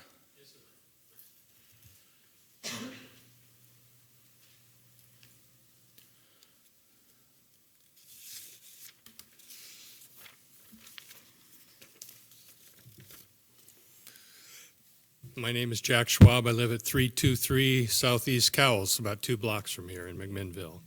I'm a member of the board of the Friends of the Yamhill Westsider Trail. I'm actually the volunteer coordinator, and we have a big job ahead of us, and we all know that. But just like we can't predict the weather and when it's a good time to spray, we really can't project yet what kind of volunteer activities we're going to have or when they're going to happen, because a very important part of all this entire process really hasn't been talked about much this evening, and that is this master plan. The county and our organization in conjunction are trying to get grants to hire a professional organization to do a master plan for, as Mr. Van Dyke referred to, phase 1 of this trail. In that master planning process, they're going to be talking to everybody. They're going to be talking the nuts and bolts of fences, privacy cover, where the gates ought to be, how should it be signaled, how often does Ben need to open his gate. Maybe it needs to be a different operation from somebody, for somebody down down the trail a bit who rarely uses that access. It's all got to be figured out. When does that And happen? as soon as we raise the money, I think the negotiations are in with a couple of planning organizations that are well adept at this, have done this before. There's tons of information nationwide about how these impacts have been addressed across the country. The National Park Service has an office which deals with rails to trails conservation. There's webinars. I think that you heard mention of a webinar that a couple of our board members were in on recently. There's a lot of expertise out there. A lot of these same challenges have been successfully met in places like Kentucky and Ohio and in very rural areas. So I'm really looking forward to that process. But none of us can sit here tonight and say how this is all going to play out or even how much it's going to cost. We're just going to have to go as the money comes in, we're going to have to proceed. The cost estimates will be very much part of that master planning process. And I believe the master planning process will start, no doubt, this summer. I might be a little ambitious about that, and maybe county council can redress that question, but it's imminent. And that's going to answer a lot of questions. Tonight, all we're doing is addressing whether the land use plan for the county ought to be amended so that this is even a feasible thing for future development. I think that's all I have to say. Any questions for Mr. Schwab? Thank you, sir. Billie Jean Matthews. I have your comments here. If you'd like to read them to us, or do you have a copy? Okay, great. Thank you. I'll start by reading that.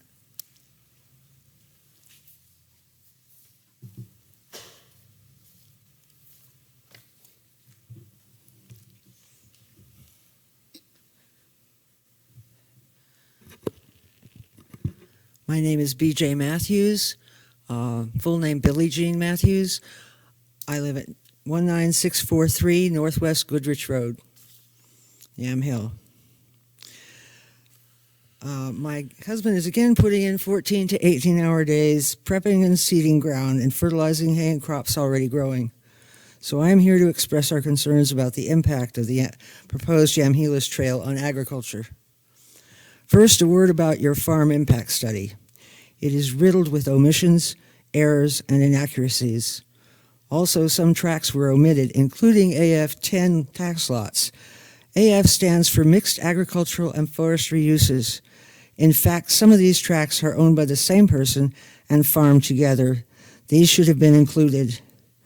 Next, a vague statement about a few exotic animals does not cut it. A competent farm impact study could have been made simply by someone knowledgeable in agriculture, taking a field tour and talking to the owners. You would have then had an accurate survey of crops and livestock raised. We were not contacted by county or county council. I doubt anyone else was either. This is a right to farm state.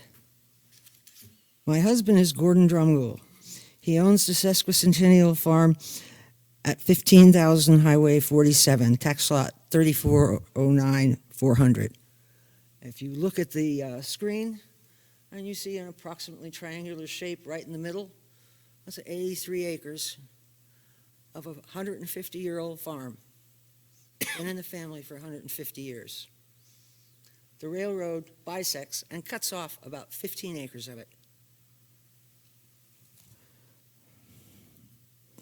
In addition, he and his brother Paul own 2 properties along the proposed trail north of Yamhill, and I realize that was not included in this impact study, but one of which is part of a centennial farm, and Paul also owns an additional tract adjacent to the centennial tract north of Yamhill. All of these properties are bordered by or bisected by the proposed trail. The total length of the proposed trail bordered by these properties is about 1.25 miles, or 7.3% of the 17-mile Yamhill Trail. Of the 3-mile stretch between Yamhill and Carlton, Gordon's Sesquicentennial Farm is bisected by 2,000 feet of trail, or 12.6. Actually, if it's only 2.8 miles, then it's higher percent than that, of the Yamhill to Carlton segment. We move farm equipment along Highway 47 to access fields both north and south of Yamhill. Also, we access fields on the Sesquicentennial Farm by there on Friar Road. If you look at where Friar Road takes off from Highway 47, about half of that segment that's along Friar Road is to the west of the trail, and the other half of that segment is to the east of the trail. And the easiest way to access those properties is from Friar Road, rather than trying to pull onto it from Highway 47, which, as we all know, is a disaster from a farmer's standpoint. Okay?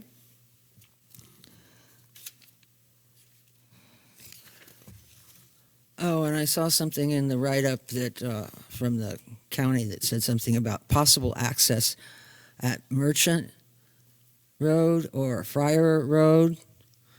We're not real happy about that. That would be a mess. Okay. With regard to concerns, impact of spray drift regulations. True, the trail is not the source of these regulations, and we wouldn't want them to go away, the regulations, that is. However, when trails are located away from the highways, the impact of these regulations is doubled or even tripled. If the trail were right next to the highway going past the field, you would only have that one exclusion zone right there. When you have the highway here and the trail here, 1, 2, 3 times. So where you position that trail impacts farming tremendously. I would like to know from the trail people, is this thing cast in concrete that it has to be along a railroad trail? I would hope not, because that's how many years old? How many 100 years? More than 100 years that railroad was put in. Is that necessarily the best path for any transportation corridor? Not necessarily. Okay. That drift issue is especially tough on people that have to run fogging operations like hazelnut farmers. Next issue, increase of traffic on Highway 47 and Friar Road, particularly drivers unfamiliar with farm equipment. Traffic along this poorly designed road has been getting steadily worse over the last 15 to 20 years. This trail will lead to even more problems. Trail organizers could be a big help in educating the public in this regard. A few farm equipment / tractor signs, which you see all over the place in Washington County, you don't see a one in Yamhill County, would help remind people that, hey, this is farm country. Also, brochures about proper, courteous, and safe behavior when visiting farm country could be available on a website or at trail access points. I strongly suggest that farmers and other rural property owners be involved in this process. We're not here to keep a park for these people. We're here to make a living and maintain family farms generation after generation. Okay, this trespass issue, it's not just a matter of, gee, somebody might throw their dog toy over the fence. Trampling row damage to crops, 1. Trampling row crops can affect yield and the ease of harvest. You trample down an oat field, it's real fun to try to pick it up with a header. Our hay and alfalfa are not public property. By the way, that little section on that Century Farm that's to the east of the trail, that 15 acres, is alfalfa. How many horse owners would want their horses going on to fresh, lush, green alfalfa? Not a good idea, I wouldn't think. We wouldn't let our sheep do that. They'd bloat up and die. They are not free grazing for any passing horse. Unfortunately, many of them are accessible not only along the trail, but from public roads where the trail crosses the road. Fencing along the trail may not be sufficient. Fencing along roads near the trail crossings may also be necessary. Unfortunately, this would be another barrier to efficient farming. Equipment access to the fields, particularly if gates must be locked, makes pulling equipment into a field more awkward and hazardous. One would have to stop the equipment on the road while opening the gate or provide an apron in the field to pull the equipment onto while opening the gate. This jog in the field removes land from production and slows the farming operation down. Okay, cleaning up trash or dog poop in your alfalfa. Trash and dog toys from a field takes time and manpower. We rarely find much of this now, but we're talking about a lot of trail users, and I'm sure they're not all going to be well behaved.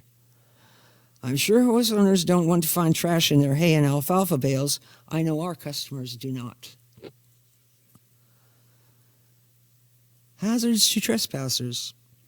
Some crops, other plants or chemicals may present hazards to city folk and or their animals. Farmers follow rules with regard to the use of chemicals. I don't believe members of the public who violate property lines unbeknownst to the farmer are protected. So if you follow the rules and somebody walks across your property line and has a problem, I have a feeling they're going to go sue and it's going to be your problem. Next, our farm is not a petting zoo. We don't want you interacting with our animals. It's already happened to us. It's not safe for you or them. I don't want you giving a disease to my animals or claiming you got E. coli from my flock. Look but do not touch. Also, I don't want you disturbing my flock during breeding or lambing season. Be aware you should never trust a male animal. Make no mistake, a 250-pound ram can kill you. Injury to trespassers and other animals. Farm operations are dangerous, particularly at harvest time. I remember baling a field for a guy, it was a little 3-acre field, and his dog came out and was running around the baler. And I stopped the tractor, shut the baler down, got his dog out of there. Farm operations are dangerous, particularly at harvest time. I'm sure no one wants to see their dogs sliced and diced, and I don't want them chasing my sheep. So always keep them on a leash. No exceptions. None. Insurance costs. Call our insurance agent. According to our agent, our premiums will not increase just because of the trail, but any liability claims will each affect, or property loss claims, I assume, would each affect our premiums.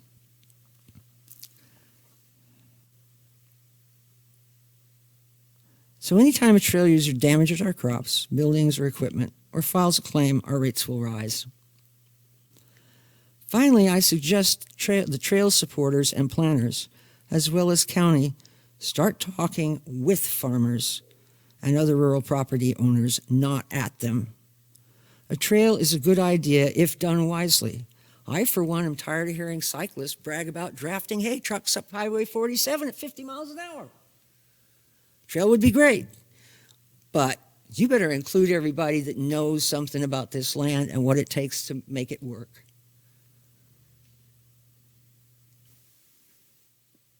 There are opportunities for making a better trail that better lays the groundwork for future expansions in extent and capability. Please do this in a way that bridges the urban-rural divide and does not turn it into a chasm. You have got to educate the public you invite into our farms. You've got to do it. Involve the farmers in it. Contact the Farm Bureau. I'm sure there will be some that would be delighted to work with you. But do not ignore these concerns. They're valid, and they can result in devastating circumstances, not only for the farmer, but for your visitors. You got to have some care for their welfare.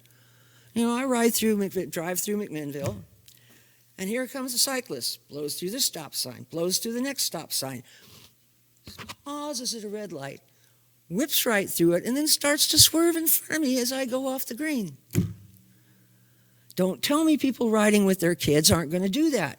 I've seen it in McMinnville. People riding with their children, blowing through stop signs on Evans Street. How are you going to deal with that? You put a controlled thing on a highway, and I'm driving a combine up the highway, and here comes a cyclist. Do you have any idea what it's like to stop a combine? Here comes a cyclist whizzing down the trail, doesn't push the button, doesn't wait for his clearance to go across, and buzzes right in front of this combine. Or Puma 170 tractor. How are you going to deal with that? If I've got a young person driving a combine and some cyclist whips out in front of him and he hits him, what's that do to the kid? It's devastating. Heck, the cyclist who blew through the stop sign. These people that you are inviting in here are not saints. So what are you going to do about it? You've got to educate them. And if someone misbehaves on the trail repeatedly, they should be banned. They should be banned from the trail. That's pretty much all I have to say. Oh, one more thing. I do have to mention this. I've heard so much about Washington County. I went on the internet and I looked up Washington County, and they've got a really nice video of somebody riding down the trail. It says it's 80 miles an hour. Well, it's not, because what they've done is take a long video and then they speed up sections. Or if you look at the aerials of that trail, it's almost all forest. A little bit of farmland. Looks like mostly hay fields. Not real high-intensity cropland or orchards. This trail is not going to be like the Banks Vernonia Trail. It's going to be different in character, different in intensity of economic resources in the county. So don't let anybody tell you this is going to be like the Banks Vernonia Trail. It will not be. They're riding down through lush forest, nice shade. They're going to be out in the hot, hot sun. Anybody work the hayfield? Anybody buck bales out in a hayfield?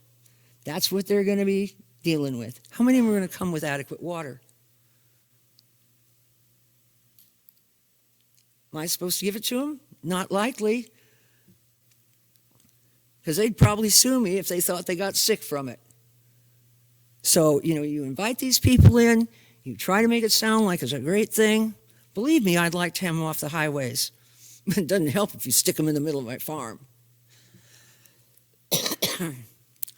By the way, with regard to trespass and animals, this didn't happen in this section. It happened north of Yamhill. On the Century Farm that's up there, that's down by the trail, that's where we put the buck and the ewes when it's breeding season. Okay?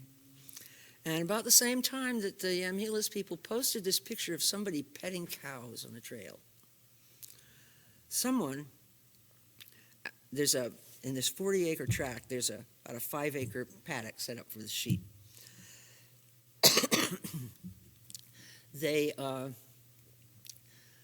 There's a front gate which is locked and has a no trespassing sign on it, and there's a back gate that's about 1,000 feet away from Cove Orchard Road and about 10 or 20 feet off the trail. Last time I checked, sheep couldn't do this. Someone had unfastened the gate, pushed or pulled it toward the sheep, and I found half the flock out in the fescue field next to the paddock.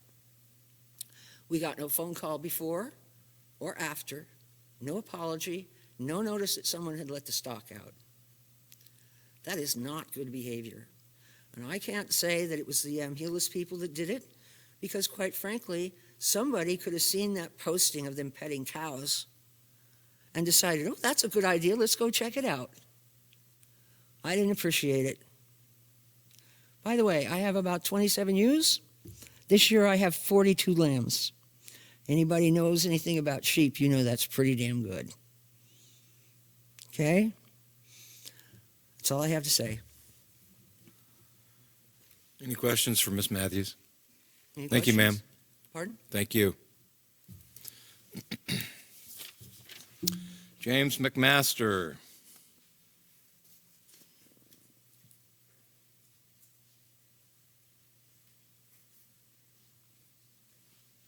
Hey, my name is Jim McMaster. I live at 18445 Rainbow Lane out of Newburgh. And I heard this meeting was taking place. Yamhill has put out flyers. For the record, I also work for the Chehalem Park and Recreation District in Newburgh, but I'm not representing them tonight. I have to say I do appreciate, what all the landowners have said, and I don't know how I would feel if I had a trail on my property. I have 5 acres outside of Newburgh, but the reality is that I was just going to ask a question. Has anybody talked to anyone along the Vernonia, the Banks Vernonia Trail, any of the farmers out there about how it's affected them, and has the committee been attuned to that at all? We're going to hear from one tonight. Okay, good. Because I have biked that. I bike for medical reasons. I can't run. I can't walk as well anymore. So I bike for medical reasons. And I think that a lot of people are trying to get out on these trails for health and fitness reasons. And that's why I do it. Biking 240 isn't fun. I do that, and my wife doesn't like that. But I have to say that I think that you folks in this county have a unique opportunity with land that you already basically have, a group that wants to support it and help you develop it into a recreational trail for health and fitness, for economic development, and I don't know all the ins and outs of everything here, but they want to help the farmers that, educate people to what's happening on the farmlands, and they want to protect them with a fence. That's a big deal. And if we look at, 20 years, 30 years, 40 years, 100 years from now, do we want that land to just go away? Do we want that land to just sit there, or do we want to be able to use it for future generations? That's kind of all I have to say. I know in our park district, it's one of our biggest priorities in our community is building trails that connect our different parks, that are safe routes to school. And right now we, as they built the bypass around Newburgh, we have a section there for a trail between Newburgh and Dundee. And we did that for people that want to get off the roads in their cars, want to exercise and get on their bikes or walk safely to different areas and different communities. So I don't know if you have any questions for me, but I just thought I'd come to this meeting tonight, and I appreciate everything that everyone said here tonight. Any questions for Mr. McMaster? Thank you, sir. Good to see you too. See you in a while. Lynette Shaw. I'm in support of the trail. Amy Wilder.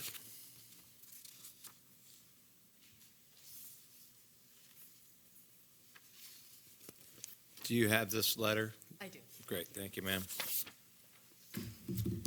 I do have a letter that was prepared by the city manager of Carlton, Chad Olson, but I'll also add my comments as well.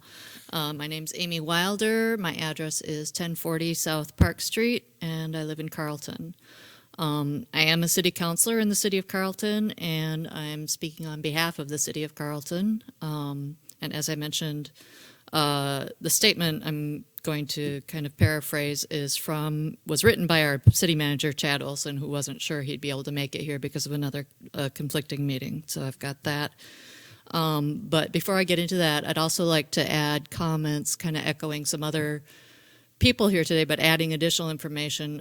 About 10 years ago, I moved here from the state of Minnesota, where there are a couple of lengthy rural trails that have been developed and have been in place since the early 80s.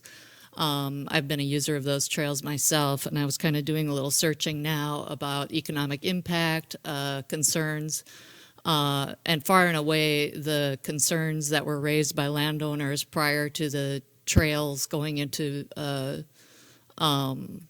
going into use were largely alleviated when the trails were in use because there were so few problems.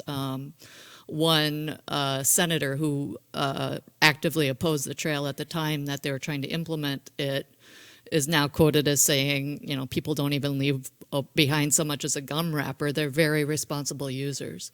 So I'd like to add that, as well as adding, there's a community of Lanesboro in southern Minnesota, and this is all farmland, by the way, that these trails are cutting through for the most part. There's a community of Lanesboro in southern Minnesota that has a population of about 800 people and has turned into a really booming community as a result of the trail. And the economic development impact is estimated to be at about $1 million per year. So with that, I will also go on to kind of, as I said, paraphrase the letter written by Chad Olson, the city manager. Again, it's in his official capacity to testify, as well as he is a board member of the Friends of Yamhill West Sider Trail, which is, as Jack Schwab mentioned, a 501c3 nonprofit. Trail projects provide a wide variety of benefits on a local, county, regional, and statewide basis. While I recognize the multiple benefits of the trail, I will focus my comments on the safety benefits provided by developing the Yamhill Trail as a bike ped alternative to Highway 47.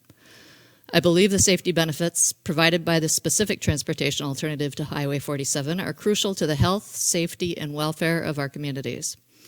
From McMinnville to Gaston, Highway 47 is an extremely hazardous route given its heavy congestion with passenger and commercial truck traffic.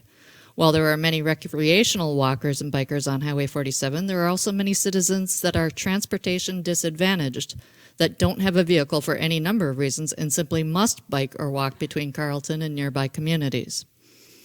Route alternatives to highways promote transportation safety and save lives. In August 2014, Juan Garcia was riding his bike from McMinnville to Carlton and died after being struck by a van. This likely would not have happened if there was an alternative to Highway 47, such as the Yamhill Trail. And a note, between 2010 and 2012, Oregon ranked 7th on a per capita basis for bicycle deaths. More alternatives for local bike ped traffic are needed. Federal and state transportation agencies have routine grant programs to help pay for the acquisition and development of bike ped enhancements, route alternatives, and trails. These funds are restricted to bike ped projects, such as the Yamhill Trail project. And yes, they require a small match, frequently as little as 10%, a very small amount for crucial transportation safety improvements. Carlton's transportation system plan includes the trails development, as does the county's TSP. Carlton and Yamhill County have a responsibility to our communities to take advantage of these programs to improve the safety and quality of life of our citizens. Thank you for providing me the opportunity to give testimony in support of the Yamhill Trail project. Any questions for Ms. Wilder? Thank you, ma'am. Yep. Grant Hoyt, are you here? Mr. Hoyt?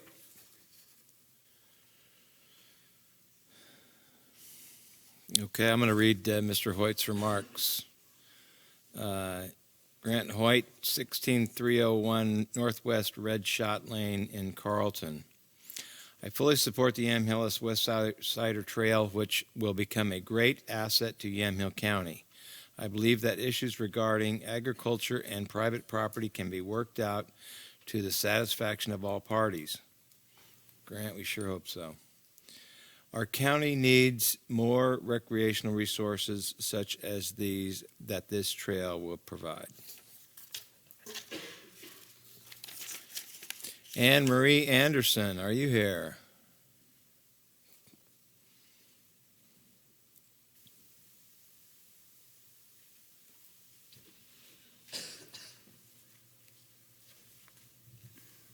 Hello. Hello. I'll be quick because I don't like public speaking. I'm Anne Marie Anderson, 309 Main Street in Dayton, Oregon. And I'm a proponent of the trail. I am something of a cyclist, but I'm afraid to get out on the roads because I'm a chicken cyclist. I've been on the banks of Vernonia Trail. I've been on a number of trails back in Connecticut and other states, other countries even. And I would love to be able to go out in Yamhill County to be able to recreate and to be healthy, to see the families around me with safe bicycling and walking opportunities on the trails. Here in Yamhill County, it's kind of hard to get out to places. My dog and I, we go out to Joe Dancer Park from Dayton. That's about as close as we can get and get a decent walk in. Or I go down to Marion County. I take the ferry over to Willamette Mission Park to get a really good long hike in. So I would love to have the opportunity as a citizen here to have my tax dollars go to a trail where I can walk and try to lose a little weight and get some exercise and not have to drive for a really long way to another county. I also volunteer in Dayton for a little downtown group, and I'm not speaking on their behalf, but I know that, one of the things that we try to do is to bring in people to town to go to our restaurants, to shop at our businesses, to create some, that helps, huh?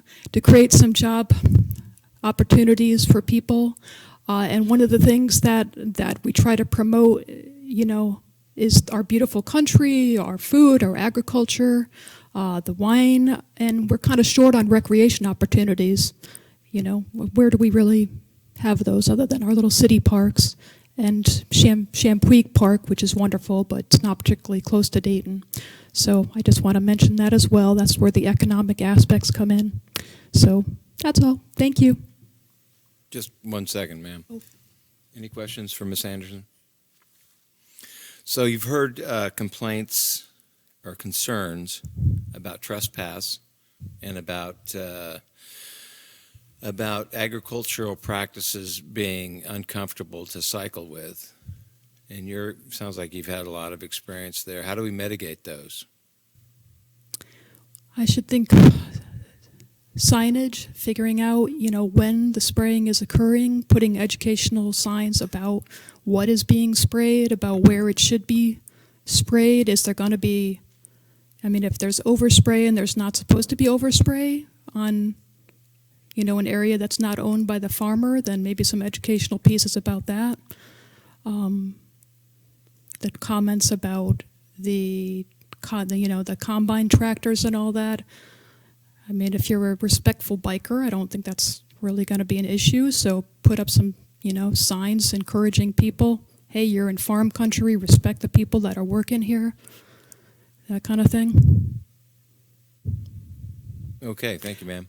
Thank you. One additional comment, if Sure. I could. That's I'm why we're thinking of the blue. We call them the blue trails back in Connecticut. I moved out here about 18 years ago from Connecticut, and there's lots of a farm, and through a lot of the woods that used to be farmland, there's a ton of trails that are like a cooperative effort, where the farmers allow easements so that people can get out there and recreate. I think that's kind of an old time, maybe way for farmers who had maybe more ties to the public good, if you will. They believe that people should be able to get out there, to be able to walk with their families, their dogs on their horses, and to be healthy and to recreate and socialize with each other, and not everybody in their little houses, in their cars, limitations like that.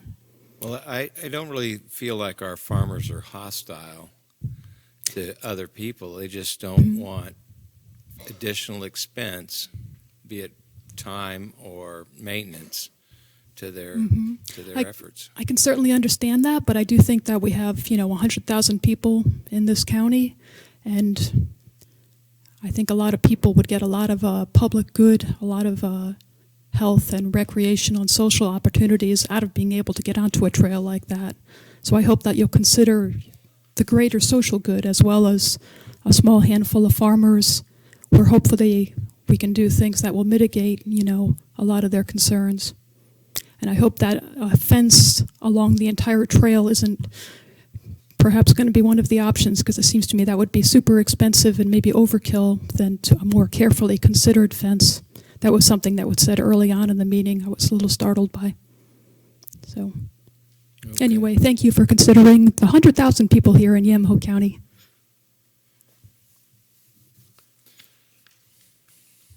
Carla Chambers. Okay, I will read her comments. She supports the trail projects for several reasons: recreation, safe bike riding for students from Yamhill and Carlton. We're not sure of that. Oh, she says for my grandkids. Maybe she's going to buy them some bicycles. She says tourism.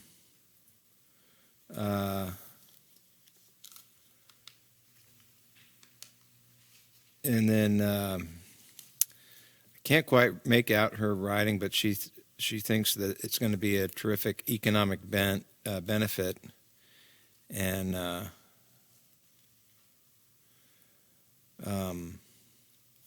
she's got a figure of $1.6 billion here, which I wish she was here to explain that to us.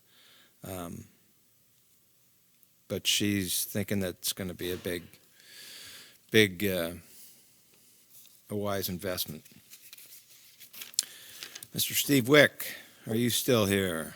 Yes, I am, Dan.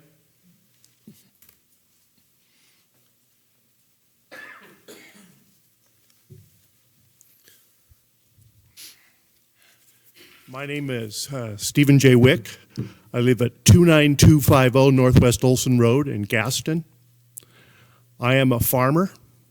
I've been a farmer in Yamhill County since 1992. Previous to that, I farmed in Washington County. My brothers and I just sold our 200-acre forest land in Clackamas County here a couple of years ago, so I have a little bit of background in farming. I'm also a member of the board of the Yamahil's Friends. I don't, as a farmer, as an active farmer, I farm filberts, I have grain crops, etc. I don't see that this trail will have any more of an impact on a farmer other than having the same impact that he would have if he had a road going by his property. Now, if he has an attractive nuisance on his property, like buffaloes or something, and there are a lot of, and he needs to cross the trail, all those things need to be mitigated. I truly understand that, and the master plan is where some of that stuff needs to take place.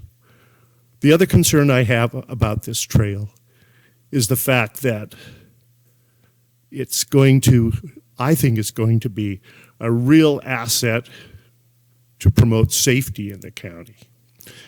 I personally know of 4 deaths on Highway 47, 4 bicycle deaths in the last 10 years that have occurred. And I really think this is a great opportunity to get the bicyclists off the highway. This is a major north-south highway, to get them off the highway and get them on the trail. I live at the very northern end of Yamhill County, and the mayor of Gaston is working his darndest to get the funds to purchase part of the right-of-way that is in Yamhill County that Yamhill County didn't buy. And the reason is because part of our area there is that we have an area that doesn't have access to town, and people have to walk on the side of the road. It's 2 feet wide. And this thing is, as far as I'm concerned, is a safety issue. It's going to be a wonderful issue for everybody, but it really is a safety issue. I mean, we'd end up paying, what, $18,000 a year to maintain a trail? That's pretty cheap to save a life. If we put this trail in, we're going to give access to all of our citizens. We're going to give access, especially between Yamhill and Carlton, great access for our kids and stuff like that. So I think we need to look at the safety issue. We have to understand that it is going to be a problem for farming, but it's just like when I farm right now. If I farm next to the side of a road, I understand I have liabilities. And I have to plan for those liabilities, and I have to plan how I'm going to move my equipment. But you can do it. It's not easy, but it can be done. Thank you. Don't leave yet. Any questions? So Jack Schwab talked to us about volunteers and also about getting money so that we could get a master plan together, if I remember that correctly. So a lot of these mitigation factors, signage and fencing and that sort of things, are going to come together with the master plan. Is that correct? The master plan deals with everything. I can't attest to how much detail it's going to go into, but it has to deal with everything. And if you take a look at some of the master plans that have been done on previous trails, they go right into the farming and all of that stuff. So to develop this trail, we have to look at everything. We have to look at all the farming practices. We have to look at the farmings. We have to look at the crossings. That all has to be dealt with, and it has to be done mile by mile. We just can't do this blindly. We have to look at it. And that's the whole idea behind the master plan, to start thinking about what we're going to do. You know, I sure appreciate that philosophy of doing it mile by mile or even property by property. So when is the master plan happening? As soon as we get funding. Yeah, we're looking for the funding right now and trying to find an organization, a good organization that to put the plan together. So once we get the funding, we can start working on the master plan, and then we can go just jump into this in detail. So when you get the funding, how long until you notify the property owners to get them involved? I can't address that. I would have to ask the county. Okay, good. Anybody else have questions for Mr. Wicks? Thank you. How much funding do you have at the present time? How much what? How much funding do you have at the present time? Do you have any? No. Well, part of this trail has already been you No, understand? no, I meant funding from your master plan.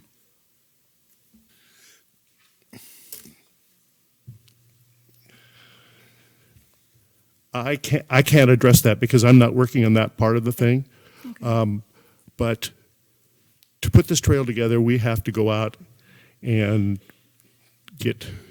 find funds, and that's what our friends has been working on, is to try and find the places where we can go to find the funds, and it's looking quite favorable right now. So there's other people in our group that can tell you exactly where we're at, but I can't tell you that. That's not part of my domain. Okay. Thank you. Okay, I promised everybody, well, I didn't promise, I said I'd take a survey at 10 o'clock about a break. But we want to hear from Mr. Dennis Rogers first. Mr. Rogers. I just marked that as written. I'm going to read it if you don't want to. This proposal has no funding to develop or maintain the project going forward. It should not be passed it should not be placed on the taxpayers of Yamhill County to pay for at a later date. It will benefit a few but adversely affect agriculture, emergency services, and law enforcement to access these areas. This is a bad deal, period. Brian Schmidt.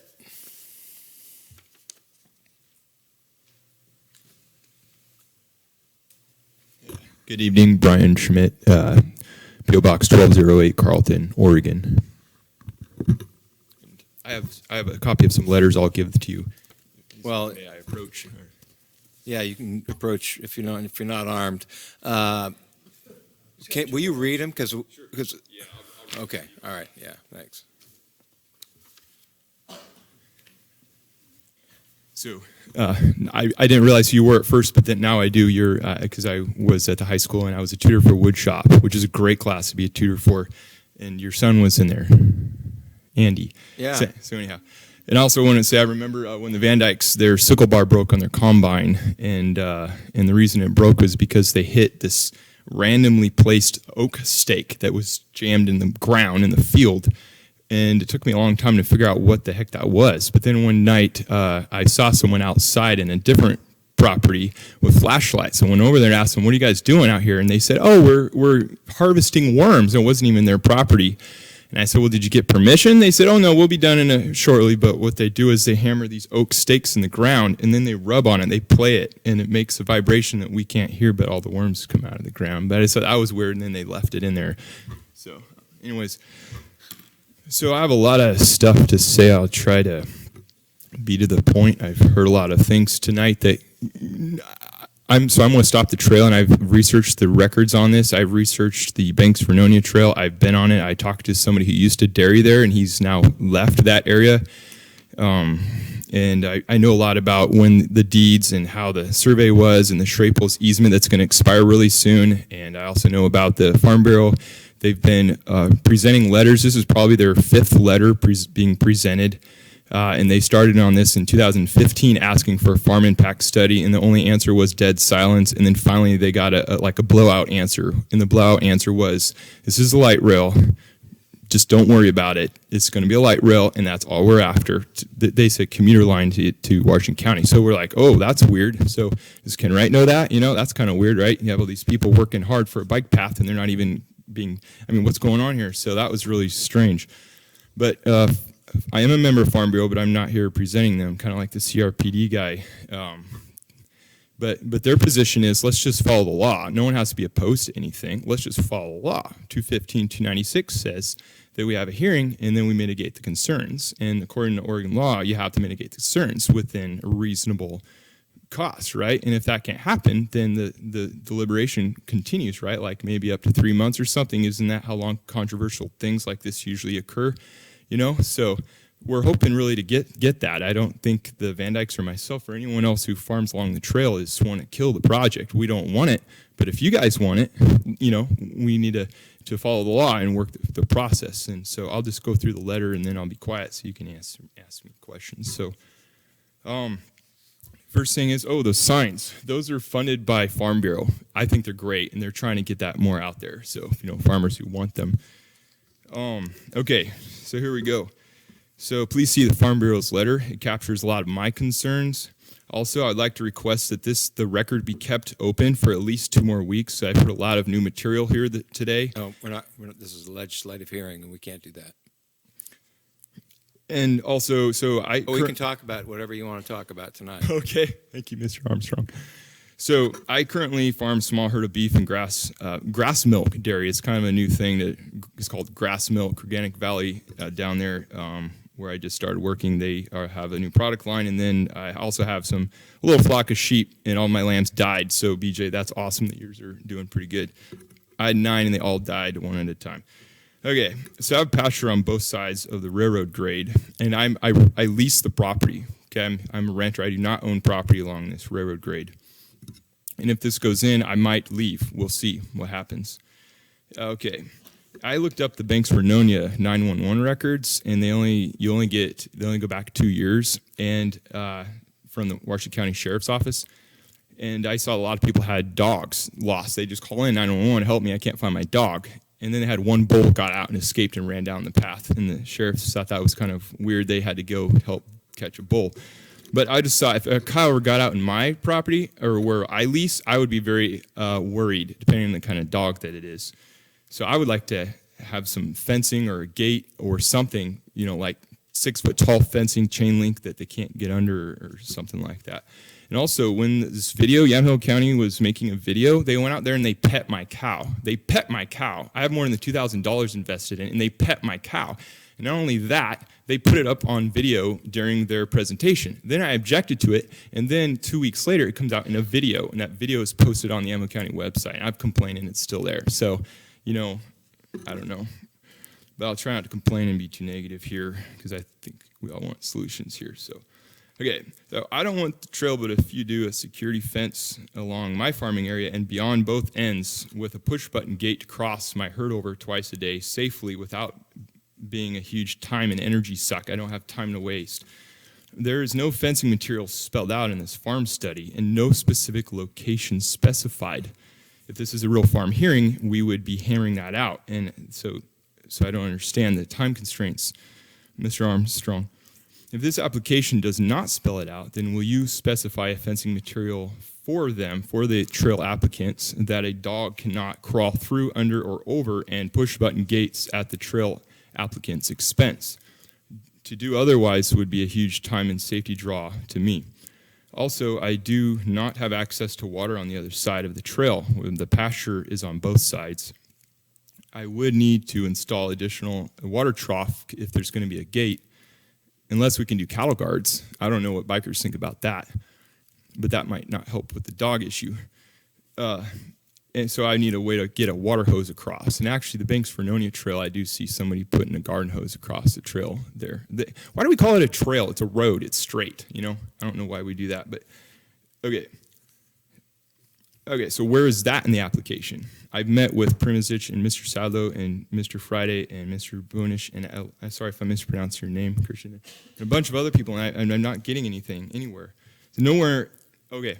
Also, I farmed some hazelnuts along a different portion of this road, this bike road. And on the label, it says federal law prohibits use near school and recreational parks. I don't know if people know that.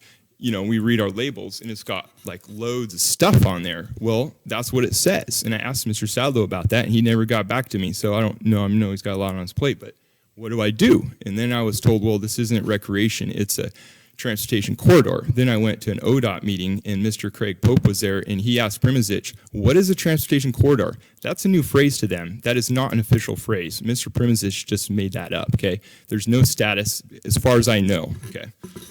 Okay, and MWAC, they're the ones responsible for funding this. So far, they've given grants for bridges, and that's what this time rush delay is for. Okay, so along the railroad, I farm hazelnuts, and the sucker spray, I drive 5 miles an hour with an ATV. On the label, it says what I read. Nowhere on this label, nowhere has this label been addressed in this farm study.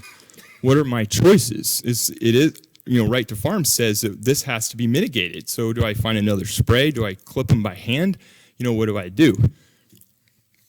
Okay, so next, also, I must spray for blight, filbert worm, and many fertilizer and foliar feed applications. I actually spray once a week, but I do things a little bit weird in my operation. One of those smells like rotting shrimp, because that's what it is. As you know, off-target drift is always prohibited, but I expect that tourists who are expecting a serene and aromatic experience in the countryside that has no grapes, they're all up on the hills, not down by the bike path, that they will complain about the smells and travel through the smells travel through brush rows. The Mr. Sadlo's farm study does say that if they have nice thick brush rows, that'll help. Well, that would help if you were doing drift, but that's illegal. I'm talking about smells. Okay. So what happens, and this is kind of common, someone will be irate about it, and they'll call the county 15 times in one day. Okay. These people are irate about it. Okay, so then here's what happens is then the next thing I know, ODA and other agencies are out visiting me, and guess what? They want me to give them a tour because they won't walk around the premises without me. What if I don't want to give them a tour? Well, too bad, I have to. Okay, so that makes anybody's life miserable. So thank you for the opportunity to comment today, and I would like to see these solutions, if we can't meet them tonight, sometime put into the master plan before you guys sign off on this. And that's all that I have to say. So thank you very much. Commissioners, any questions? Thank you, Mr. Schmidt. You're welcome. Eric Cooney. Sir? He left. Mr. Cooney is opposed to the proposed application. Chris Matson.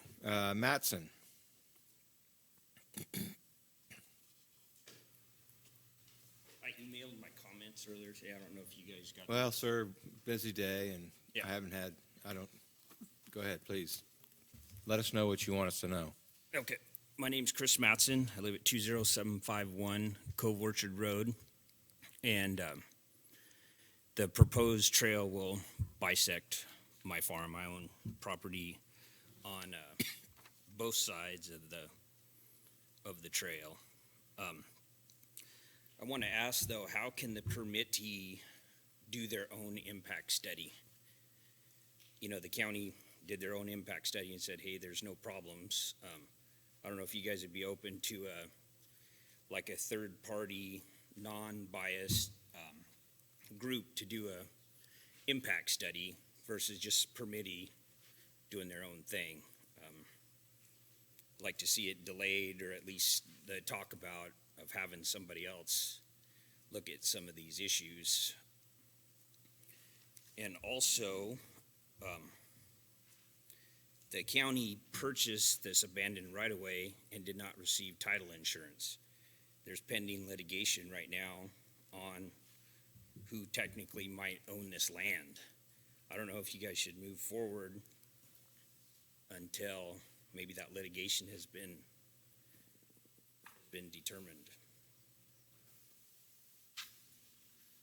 And so a lot of the other things that I had, a lot of these other guys covered, about farming and spraying, and there wasn't a lot of notification early on. I've lived there, 18 years, and I didn't hear about the trail purchase until a neighbor told me about it. I wasn't even notified as an adjacent landowner. So didn't get a lot of chance early on to speak out against the trail after it, until it's kind of got, too far along.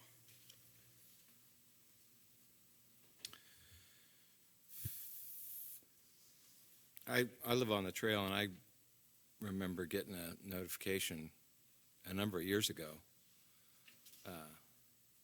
long time before it even appeared in the newspaper.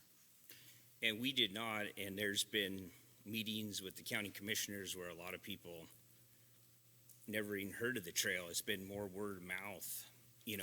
Not everybody was notified and the chance to speak out against the trail.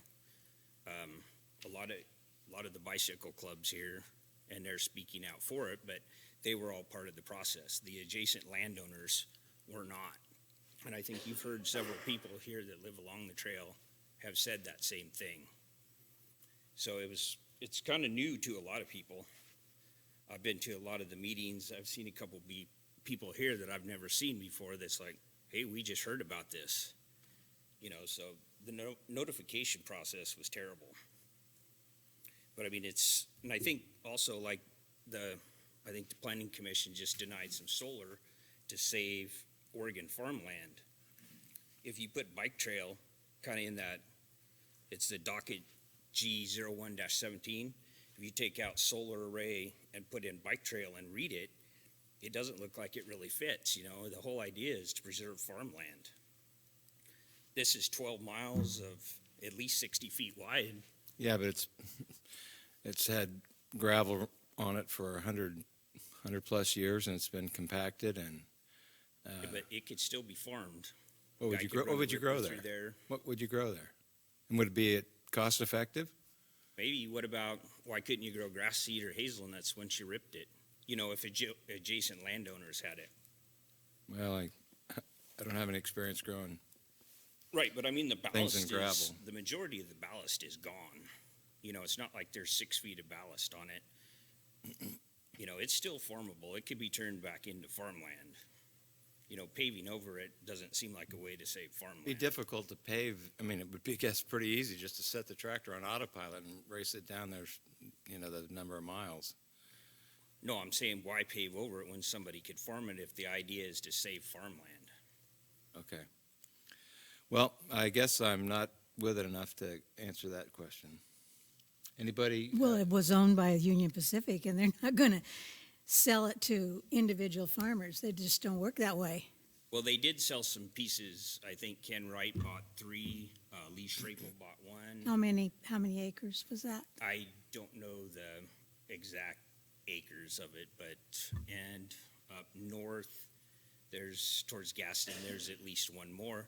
If you go back to the original deeds from 1872, there is revisionary clauses in there. Okay. Like I said, there's pending litigation challenging the purchase. No title companies would give title insurance to the county on this purchase, which means nobody can prove ownership without a doubt. If they could, there'd be title insurance. So it's being challenged. So Okay, well, we're not going to resolve that issue here tonight. no, but I'm So- asking to delay, at least delay this, the study or whatever until maybe that litigation is done, or an impartial farm impact study. Well, the Farm Bureau, and there's been a number of people testify a number of times, farmers that represent the ground pretty well, I think, and And they're asking for a farm study, correct? they asked for this hearing, and we've been here trying to do that. So if this goes forward, are you satisfied that you are going to be able to contact the people that you would like to talk to concerning how the trail affects your place? Right. I mean, I suppose I could get a hold of them, but I'll probably end up leaving. I didn't move to the country to have a bike trail run by my house. Okay. If I wanted people, I would have moved to the city. I moved out in the country. I drive 30 miles to work every day. So to stay away from people, I don't want them coming in my backyard. So, it really takes away from my security, my privacy, my way of life. It's great. Recreation sounds good. And I'd like to recreate in other people's backyards, but I don't. I bought my little piece of heaven, and I want to keep it that way. So you say that you feel confident you can contact the people that you'd like to talk to if this goes forward? Right. I mean, it's the county commissioners or somebody at the Yamhill Trail, they haven't contacted me, but I don't know what I need to contact them about. Any questions by the other commissioners? Do you have anything else for us? Thank you very much. Thank you. Nasa Hayes. Was that close? Was that close? Pretty close. It's more like a Nessa, like Loch Ness Monster. Is this what you want? Yeah, thanks. All right. Thank you. I don't have that good of a memory. Good evening. Thank you all for holding this. First, I want to, my name, Nessa Hayes, Hays, and my address, 106 South 6th, Carlton. I first want to say that I am a board member of the Yamhill County Parks Board, so just for that, but I'm not here as a board member. I'm here as a resident of Carlton. I am very pro-trail. I'm also, I've been a park ranger for about 14 years now and an environmental educator, and so I'm very, very pro education and getting people outside and educating people on what it means to be outside. I grew up in Carlton. I grew up on a farm, and so I'm very familiar with things that, that happen in rural areas. I wanted to address something that Mr. Sherwood asked about grants and his concerns about where grant funding comes from. And while some grant funding absolutely is from taxpayer monies, like the federal money that we got for transportation, other grant money is not. Not all grant money is from taxpayer dollars. There's, for instance, OPRD money comes from the lottery, which is not taxpayer dollars. Lots of grants come from private industry and other private entities. So I just wanted to put that out there. As the concerns about kids taking the trail, or whether or not people would actually take their children on there. I went to Yamhill Carlton High School. At that point, the school district was together, but it was just at the high school level that it was together. I did a lot of after-school programs, and I had to walk Highway 47 or walk the railroad a lot to get home. This was 25 years ago. It was safer then, but it wasn't safe. And I could absolutely see families having their children take a safer route and go that way. I'm a parent right now. My kids go to YC High School. We did live in Portland for several years, and we rode our bikes. I rode my bike 20 miles a day in Portland as a commuter, not for recreation, but because that's the way we got around. And we would absolutely use this trail for commuting. I would love to be able to have my high schoolers be able to take themselves to softball practice and soccer practice and back when it was useful for that, which we can't do right now. I'm not going to have my kids ride on Highway 47. That's not happening. There is a section of Highway 47 between Yamhill and Carlton where the white line is breaking off into the ditch. It's not that there's 2 feet of shoulder. There's no shoulder at all. And this is a road that that log trucks go on all the time, and they don't care if there are people there. They don't have time to care if there are people there. So just, those considerations. I would happily volunteer to help take care of the blackberry, I don't know about the poison oak. I'm really, really, really sensitive to poison oak, so I might have to draw the line there. But I would happily take care of the trail. Like I said, I've been a park ranger for a long time, and I know what it takes to take care of things like that. So I think that's all I had to really say. Thank you. Any questions for Ms. Hayes? Oh, one other thing. It's Schrapel. The Schrapels that own Fruit Hill. I just wanted to make sure that you did get their name right, because some people are sensitive about that. So, All right, thanks. Who's mispronounced Schrapels? Several people mispronounced Schrapel. They said Schrapel. Oh. Okay, Schrapels, if you're here, we apologize. And listen, I hate to disappoint you folks, but none more of these. So it's 10:20, almost 10:20. My next step is a lot of issues have come up, and so I would invite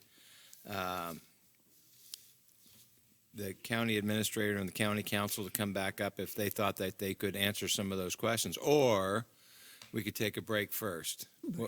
No break? No break. You're on. This should not take long. I'm going to take a break then. Okay.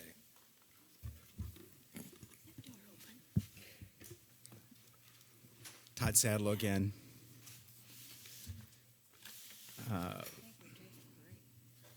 Were you going to take a break? Yeah. You can excuse yourself if you like. Okay. Go ahead, Mr. Sadlow. We heard a lot of well, I don't think I need to talk about that. If I could start with the bus barn. Good, because I know a little bit about that, but not enough to speak. It's definitely a sticky issue for us. The Union Pacific and probably the Southern Pacific before then were leasing to the Belts and their predecessors in interest. And a 20-year lease, I think, was a $10,000 payment up front, and that's it. And then there's also another smaller lease for use of the corridor within that property. That's a yearly lease that they pay, I think, $2,000 a year on. But we don't have any current plans to displace the bus barn operation. And the way I was looking at the property, I thought that things could be moved and not be removed from the property. So that's not a current thing that we're planning to do, but we are going to need the cooperation of whoever is using that property. And again, the bus barn people are a subcontractor of the Belts at this point, and we've had problems with the use of one of the buildings by the Belts and some work that was not done with proper permits, and we're trying to work those things through with them. So I could say that we own the property now, and we do need to figure out exactly what to do with it, and we're trying to do it as quickly as we can, and I know the Belts would like for us to move more quickly. In terms of the conversation you had about trespass, all I said was that, to my knowledge, county employees did not trespass on other people's property. There may be many trespassers. I really don't know. Well, I'm going to dispute that, Wayne. We had one of the county supervisors, and then he had a bunch of inmates. And he was there. He came when you came, and you marched down the right away. You were.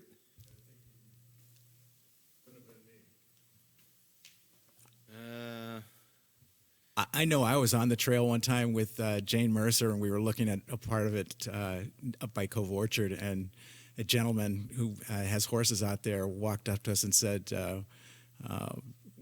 "Why are you here?"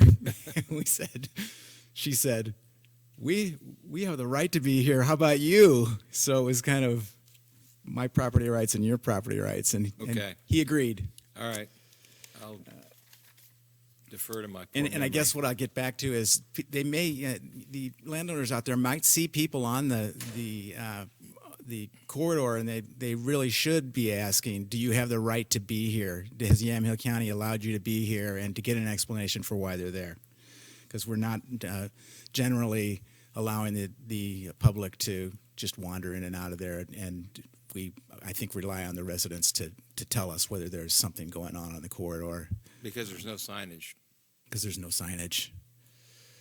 And when you talked about signage, and I think that we've heard some excellent ideas about signage tonight, and that can be very useful in terms of designing this piece of trail.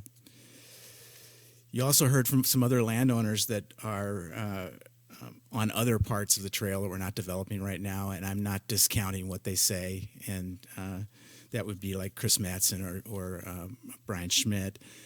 Not discounting what they say at all. It does go into the overall equation, but we are most concerned with the landowners who are along this 2.5 mile or so stretch that we're talking about developing first. And it may be a long time before we get to the others. I would think if we suddenly came into a pile of money that we'd be talking to them much sooner. But that's not something that's on the horizon right at the moment. Well, I saw you handing out your business card tonight already. Yeah, that's right. So who's the county point of contact when that arises? I mean, we do a lot of things by committee around here, and so I don't know that we've actually designated who's, and that's why I'm trying to provide contact from me right away so that at least they know they can talk to me and I can find somebody for them to talk to, whether it's some maintenance thing that has to be done. At one of the earlier hearings, we had somebody talking about drainage problems, and we haven't heard anything about it since, but that's the kind of thing that as a landowner, we want to know, we want to be good neighbors, and we want to be good stewards of what we've got. And that means having a way to be contacted so that people can tell us what's going on. Okay, well, as an old Navy guy, I'm saying that the captain goes down with the ship. So anybody that has heartache, call your favorite commissioner, board of commissioners, that is. And it'll end up with me, but sooner or later. Their names are plastered all over the countryside, up and down the roads right now. Yeah. With vote for above and below. Yeah. The issue about let me get to issues of transparency. All I can say about that is we've heard those complaints, and some of them are legitimate, but for the most part, every time we have explained how transparent we've tried to be. We have a website that has all kinds of information about this project, and the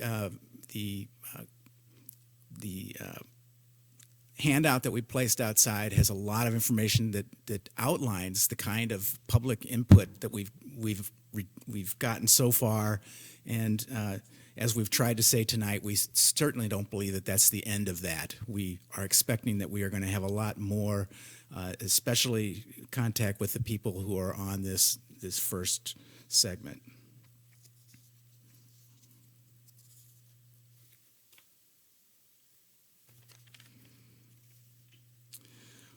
In regard to farm fences and to fences, I was assuming that these would be farm fences, which I think are adequate to keep dogs out, unless you got a very tiny dog. But, Mr. Matthews, your arm's getting sore. What can I do for you?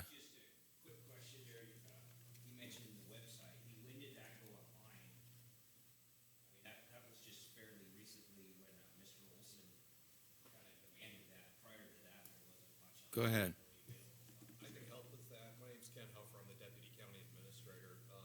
While we do have a new project page that's been, I want to say it's been 2 years that page has been up that has a lot more detail. It's also been the project and the concept of it's been up on the Yamhill County Parks page for quite some time, going back to at least 2011 or 2012 when some of these first discussions were happening.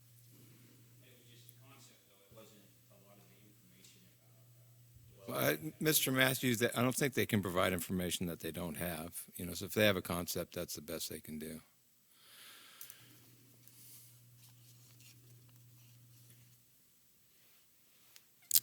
in terms of when will we contact people, well, we're getting some of this contact now. I haven't personally met some of the people who've testified, but I now know who they are, and I know that they're concerned. And so I would say that this is an ongoing process. It's not something that has to wait until a specific day when we've got funding for a study. So you said call you anytime. I've always said that. That's what I. Okay. It was Daryl Garrettson who told me that being a lawyer for the county is working in the trenches. There you go. Thank you.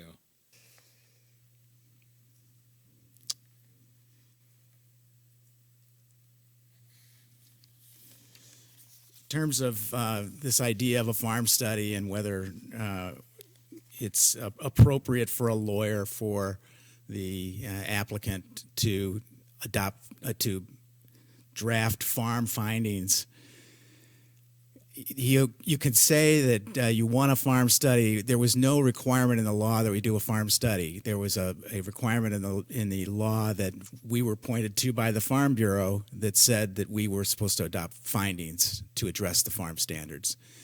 And what I did was I put out draft findings, and then we listened to the public. We try to augment those findings before they get to the Board of Commissioners. And we try to address the concerns that were raised. And so we're looking for a dialogue about this, not to have a consultant come in and survey the crops. And we've had that. We had that done on one major project in the county, and it was a bomb. Nobody thought that they all came in and said, "You never talked to me. You just came in with this giant study of farming in Yamhill County that doesn't prove anything." And we were trying to not go down that road, and instead to do it the way that I've been doing it for decades now in Oregon, which is I put together the information about who's out there. We decide what the surrounding area is and what the farm uses are in that area and what the farm practices are in that area. And then we try to determine what the impacts are, and that's exactly what we did here. And in fact, nobody has raised an issue other than this farm spray and a host of issues related to trespass. There are some other things that are sort of interesting that have been raised, and I've taken extensive notes, and I plan to go and look to see whether there's something that I need to do. Exotic animals, we had people talk about alpacas. I didn't know they were out there, and I don't know much about alpacas, but I also think that it's possible that we can have the kinds of buffering that's necessary to protect not just the alpaca and not just the farm practices taking place out there, but the people that live out there and the homes that are close. There are some homes that are close to the corridor, And we want to make sure that all of them can live with this trail. And so that's the ultimate goal. And, you know, a lot about following the law. Well, we've got statewide land use planning goals and guidelines that apply.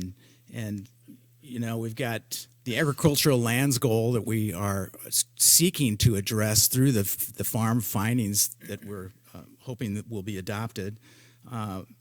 We've also got the public participation, goal 2, which we're obviously complying with. Open spaces and scenic and natural and historic. We've all been talking about open spaces. We've got goal 8, recreational needs. Well, that's something that we are addressing quite directly in trying to open this first segment of trail between Yamhill and Carlton. Transportation, definitely. Again, we're seeking amendments to the transportation system plan to continue to improve the transportation system for pedestrians between Yamhill and Carlton. Energy, getting people out of their cars. And I don't see any other ones that would be directly applicable. But our goal is to comply with law, but not just to comply with law, but to make this trail work and to be a good neighbor and a good steward of the land that we now own. If you have any questions for me, I'd really appreciate it. Commissioners, go ahead. Comments were raised about the legal ownership of the property. Can you address yes. And that creates a problem because Mr. Mattson really can't talk to me without his lawyer being present because they are the ones that have filed the lawsuit to quiet title. And we have responded and cross-claimed on that case as well. And I'm not going to go into that here, but his property is north of this area, and we're hoping it can be resolved satisfactorily for all of us. I still have that hope after seeing but not actually meeting Mr. Mattson tonight. And for the Schrapels, I am so sorry that I mispronounced their name. We do have an easement through their property. We obtained it from Union Pacific. And again, with regard to the Belt property, we own the entire property. So there's that. We're not planning any bypasses or other. Okay, hang on. Excuse me, hang on just a second.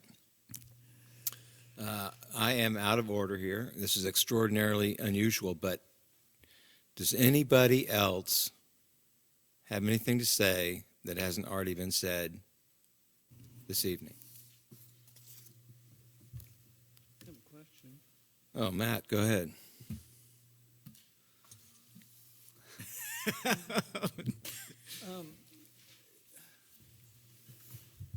don't agree with, well, anyway,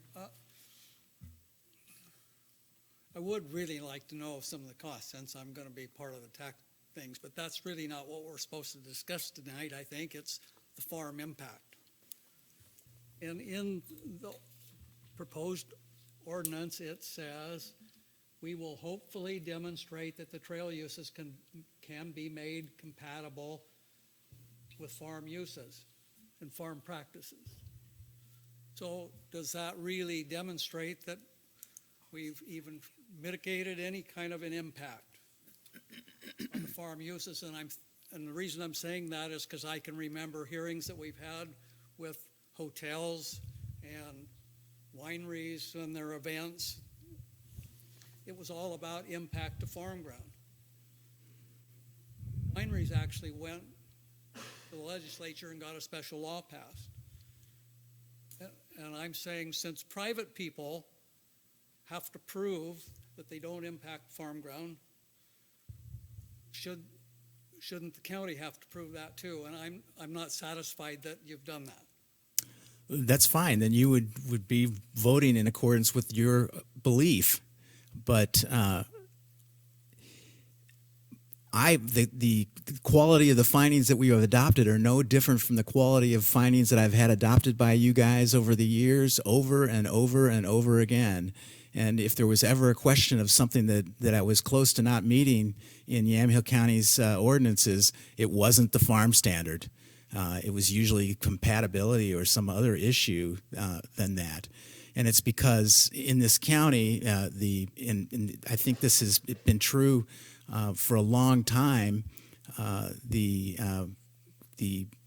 elected officials have believed that there are ways for all of us to live here and for all of these uses to take place, and that everyone can be accommodated. And I'm here to say that while maybe it seems like I'm just trying to get this farm impact business out of the way so that we can actually get on with this project, I think what we're doing also does comply with law, Commissioner. So I'm continuing to ask for you to approve or to recommend approval of the ordinance and findings to the Board of Commissioners. Yeah, I don't have any disagreement with bike paths and such. I have a little bit of a disagreement on how it's funded. I've seen other people, denied because of these farm impacts. Who? Pardon? I don't know. Hill, for one, on the top of Bremen Orchards. That was farm impacts? And as I say, the events with the wineries, no? Well, the hotel was denied on the exceptions. It wasn't denied on the farm impacts. That's right. But that wasn't the farm impact? No, it wasn't all. With an exception, you have to show that there's no other area to place the hotel, and they did not approve our exception to Wolf Reed. So. Okay. How about the wineries then, on their events? Can you give me a specific one? Well, I would say like Methvin and those other ones giving balloon rides and having weddings and. See, I don't, personally, I don't recall one that was denied based on farm impact study. They have been Findings. based on neighboring testimony, but not on a farm impact study. Sometimes it's cited in findings that are adopted, but usually that's not the main reason that initial use is denied. Okay. I'm not saying that it's not a factor. I'm just saying I don't think it's a main reason that it's denied. Okay, but that's what we're trying to discuss tonight, isn't it? Yeah, it's part of that. Okay. Okay, excuse me, anybody else? Before you go, Mr. Sadlow, I'd like to apologize that I was not able to handle the matter with Mr. Hammer any better than I did. His characterization of you is completely contrary to every interaction I've seen you have with the public and with this body. And I wish I could have handled it differently, but you have my apology. Thank you, Mr. Chair. If I didn't have thick skin, I could not be a lawyer. They must teach that. Okay, we're done with the public hearing part of this hearing. And if anybody wants to take a break, you have my permission to take an independent break right now. We're going to press on with the staff recommendation. Oh, wait. We're going to take a... Are you going to stand up? Yeah, I'd like to stand. Go. Stand. You need to go somewhere? I'll see you in about 5 minutes. Okay. We're going to wait for you to get the staff recommendation. Okay. And we'll wait for anybody else. I'm not going to go anywhere. I'm just going to stand up. Okay. Everyone's going there. 5-minute break.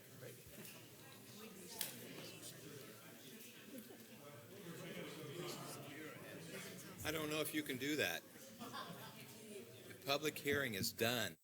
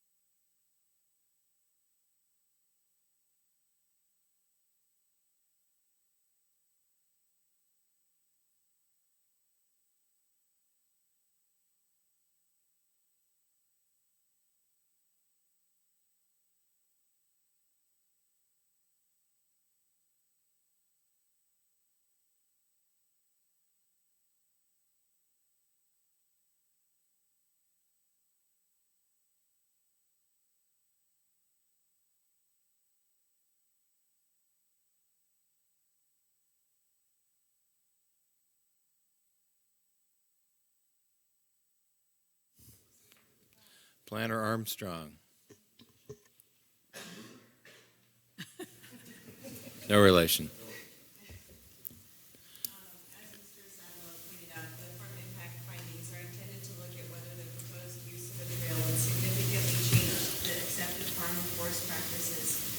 Or would significantly increase the cost of accepted farming or forestry practices on surrounding lands devoted to farm and forest use.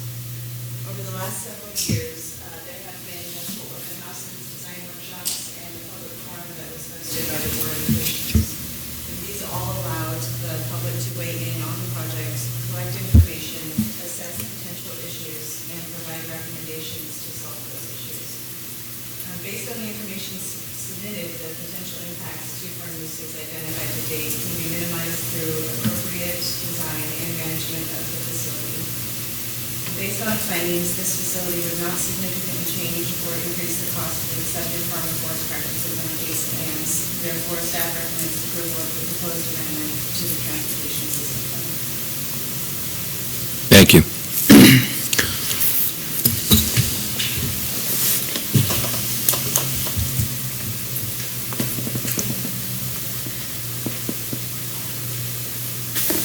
Brett, you're sitting on the end there, Mike. Oh, they're picking on me, huh? Okay. My thoughts on this, I guess, are the following. I'm a little torn on it. Can't hear you. Bring this closer. Can you hear me now? My thoughts on this are the following. I guess I'm a little torn on this, but I believe the merits of the trail have quite a bit of impact on the county, especially as we move forward. There's more and more people going to come to this area and utilize it, whether the trail system is there or not. I think we need to keep them off the roadways. I think it will be an economic benefit to the county. And you can't stop progress, so to speak. But I also understand the concerns of the agricultural uses adjacent to this. I've had experiences with some of the biking groups that frequent my property in rural areas outside of Newburgh, and not all of them are understanding of agricultural traffic, and they're not always considerate either. So I understand there's going to be conflicts and whatnot. And we'll have to see if we can work that out. As far as tax dollars and whatnot, I don't like spending any more tax dollars either, but these funds are out there. They're going to be spent whether we put them for a beneficial use in our county or not. I think we can get other dollars from other places that aren't tax dollars, and given the benefits we get, I think it's a reasonable allocation of funds. I guess I do feel for some of the adjacent users. This hasn't been a railroad for some time, and I think they've got accustomed to it maybe just being a vacant piece of property, and thought that anything that was happening here would be a long, long ways off. But it is a right-of-way we've acquired, and I think that the use is better put for a bike path and other uses than just a fallow buffer strip sitting between properties. So all that said, I know things aren't nailed down, but sometimes you have to start moving in a direction before you can get them to come together. And I think it's a direction we should take. And I guess I would look at recommending it to the Board of Commissioners with them addressing the following issues. One, I think we need to look at fencing along any section of the bikeway as it is constructed in order to mitigate potential trespass issues. Two, I would like to see how the spray issues are dealt with. I have some concerns with there being some impact, some unascertainable impact on the adjacent farms. I look at it and say, okay, if you've got a 60-foot right-of-way and the bike path is in the center of that, you've got 30 feet from a person going down that. As I read these spray rules, and I'm neither familiar with spraying nor an attorney, but they say you've got to be 150 feet from somebody traveling or could be exposed to that spray path. That brings me 120 feet from center line into their property. So I guess I look at that and say there's 120 feet they're not going to be able to spray in the same manner that they do the remainder of their property. I don't know to what degree that is an impact. I think it would be proportional as to how many acres they're farming. If they're farming a lot of acres, it's a smaller impact. If they're farming a few acres, it may be a larger impact. But I see that as maybe the largest potential farm impact, and I would ask the Board of Commissioners to take a look at saying, is there some way to assist with that? Possibly compensate for different practices in those areas, placing it into a CRP easement, something of that nature. I think noticing would be appropriate as well, that you're entering into a farm zone that may have spraying of herbicides and pesticides, dust, increased farm traffic, smells, etc., and people should enter it into their own risk if they have respiratory problems, etc. So that may be appropriate to notice.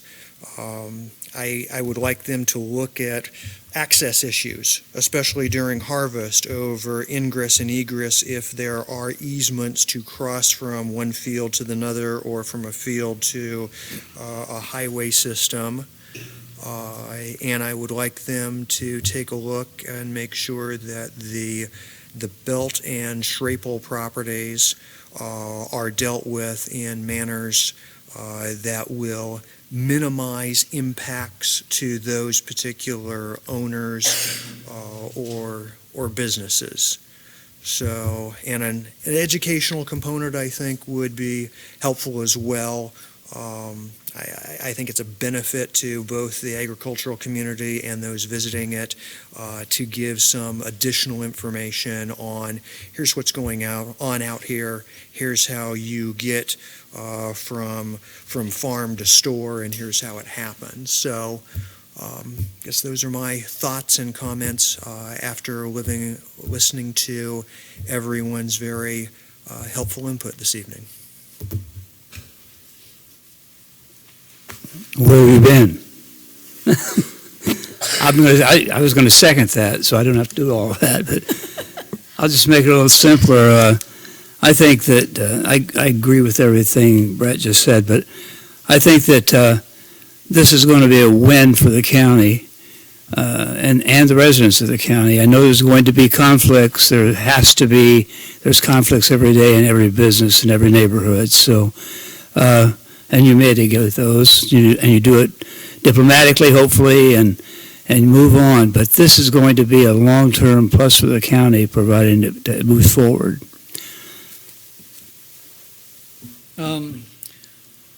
Well, I think the bike trail is a pretty good idea. I'm just concerned on the way it's funded because I know there's always a shortage of money for our road systems, and that's how the farmers get their goods to the market. So I would rather see this spent on our roads. Other than that, the language in this, in the ordinance itself, that says we will hopefully demonstrate that the trail can be compatible with farm uses, bothers me a little bit, so I'm not going to support this amendment.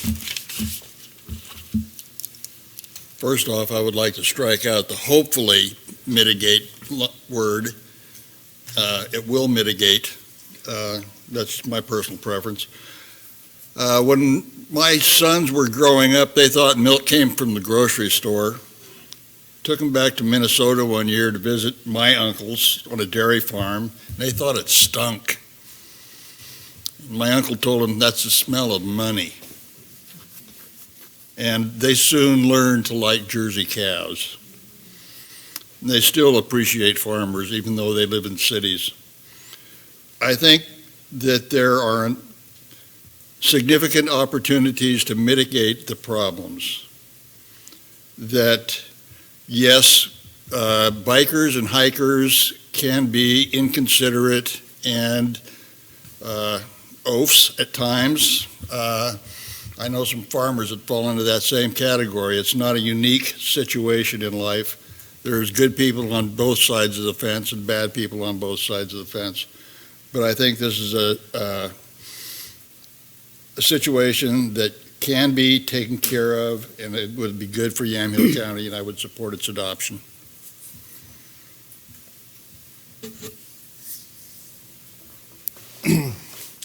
Well, there's not much to add. What's already been said. It's a little too bad we don't have like more template type arrangements where this is worked out. Having been in the farm industry at one time, I really sympathize with everybody. It's just not a good thing. Generally, mixing the public with farming operations. I still don't know really what I think about this. I'll just let it go at that. Thank you.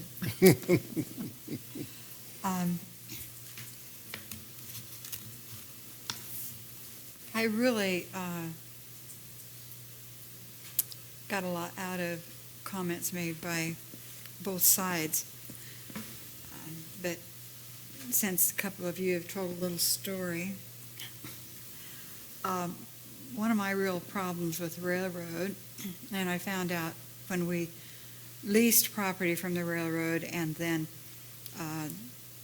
bought some, I found out that they don't pay taxes on it, on their land. And this has been abandoned for years. And the railroad should just have deeded it back to the landowners or to the county at that time. And it would have saved some money for the county. But anyhow, that's one kind of complaint I have about railroad property, especially when it's not being used at all. It's been abandoned, and there's a lot of that around. I've been a part of agriculture most of my life, and I definitely understand what our farmers go through, and whether it's spraying or weather. Weather probably is one of the biggest problems. But we were beekeepers, and when you talk about trespass, people that mean well will drive right out through a crop and park in the middle of a bee yard so their kids can see the bees fly. People will stop along the highway and walk out when you're working bees, walk right out into the field because they want to ask you some questions and maybe you could show them a queen. And you think of the liability of these people doing this. I mean, they mean well. They're so interested. And I know that happens with all kinds of agriculture. And that's one of the things we do in agriculture is educate. We work really hard to educate people about what we're doing in our crops and production, and we want them to appreciate it, but we also want them to be really proud of what we're doing. Most of us are really proud of what we do. And it's hard to, I guess, okay people coming onto your property, or the problem of what they're going to do. And we have to always look for some of the problems, and the signage is a great way to take care of some of that. The thing, several years ago, I worked for USDA, and I actually worked in this area. And this was in the early 90s.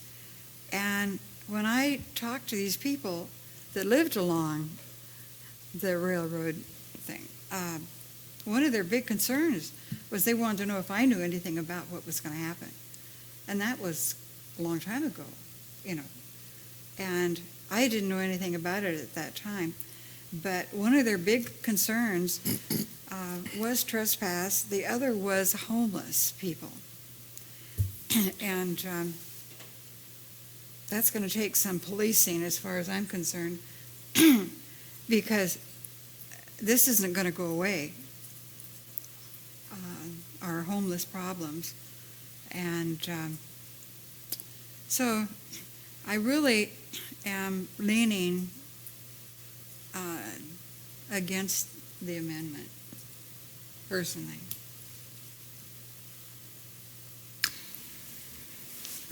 Well, I feel Yamhill County was very lucky to be able to buy this property from Union Pacific, and I just see what a fortunate buy it was.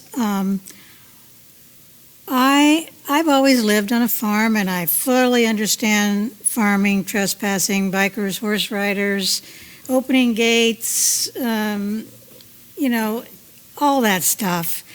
And I laughed about the the milking. My dad was a huge hog farmer.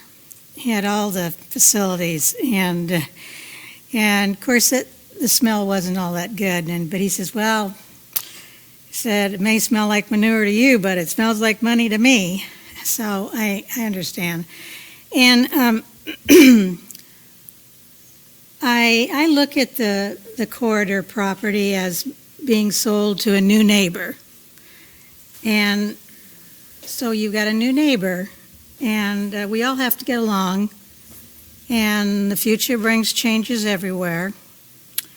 I'm very optimistic that the citizens of Yamhill County will work hard to make this happen in a good way. And I respect all of Brett's concerns. He's pretty much laid it all out.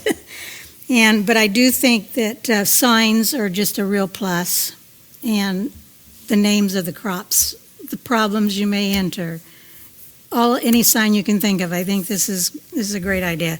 And the fencing where people want it, I don't know what you said, just a farm fence.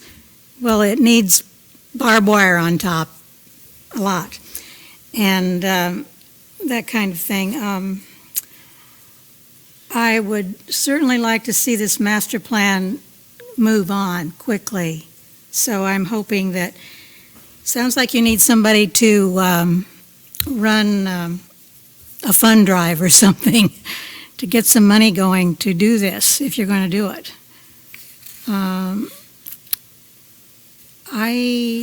I think that I'm in favor of the trail. I live next to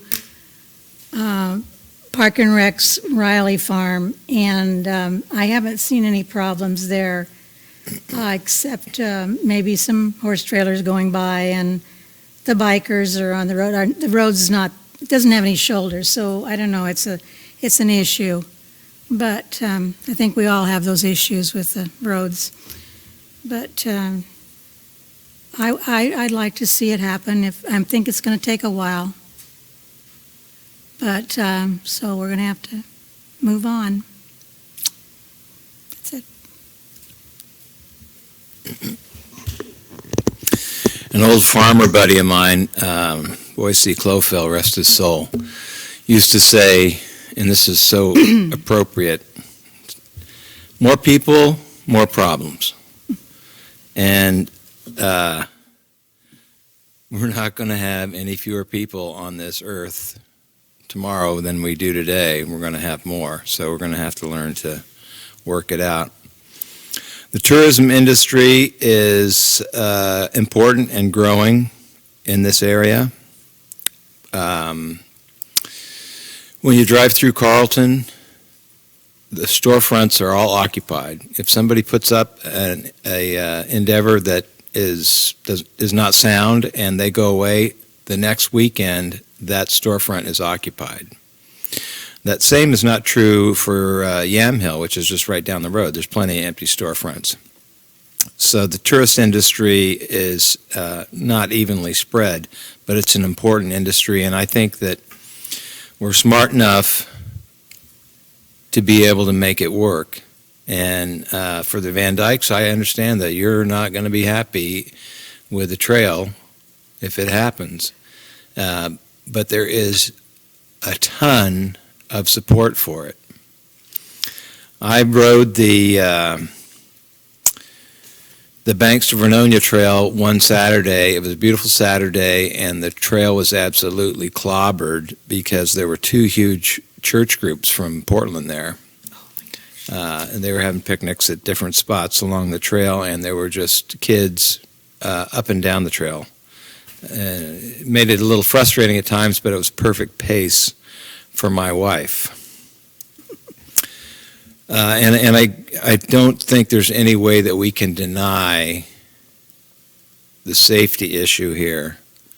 There's nobody that's going to ride their bike on Highway 47 if they have an opportunity to ride their bike on a place where the worst collision they could have would maybe with a horse or another bicyclist or a jogger.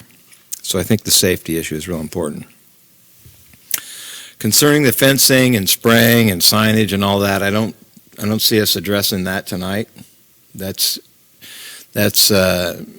detail and minutia that is better handled later on, and all we could do is put some constraints on that make it a more difficult issue to work with.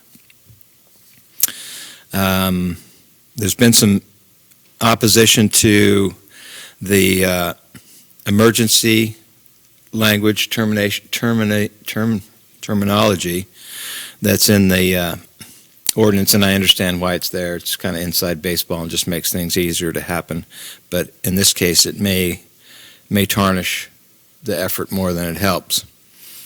And then on a personal note, several years I expunged the word hopefully from my vocabulary because either you make it happen or you don't.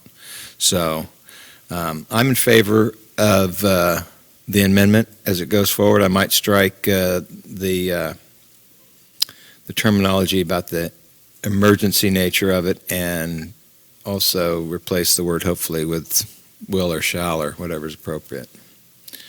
So I think it's going to be a useful thing for the county. I think years down the road, people are just going to take it for granted, and they won't understand all the effort that went into making it happen.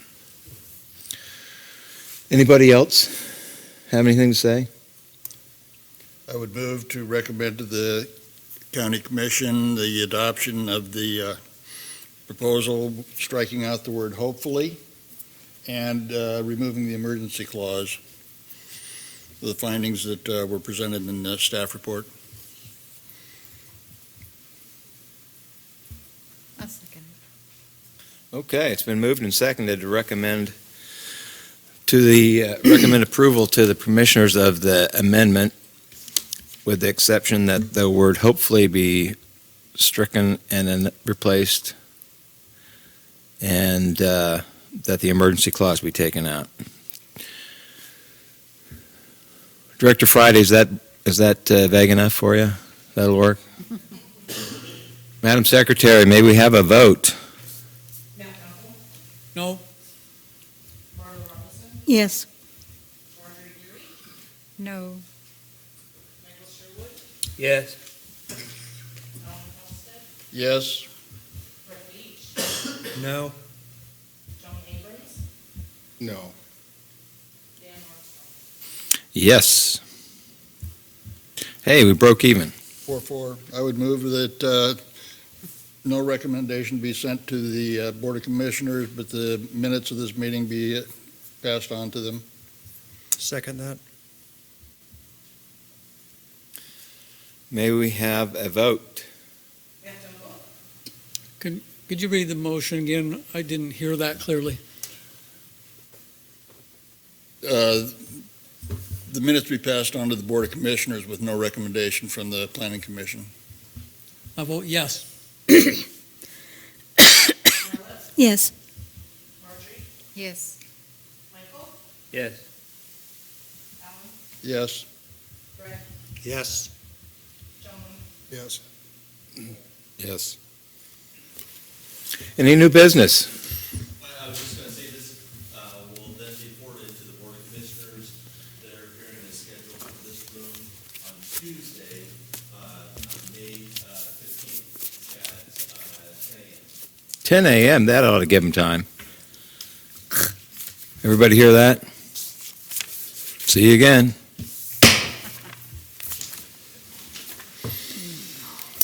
We adjourned? Yeah, we're done.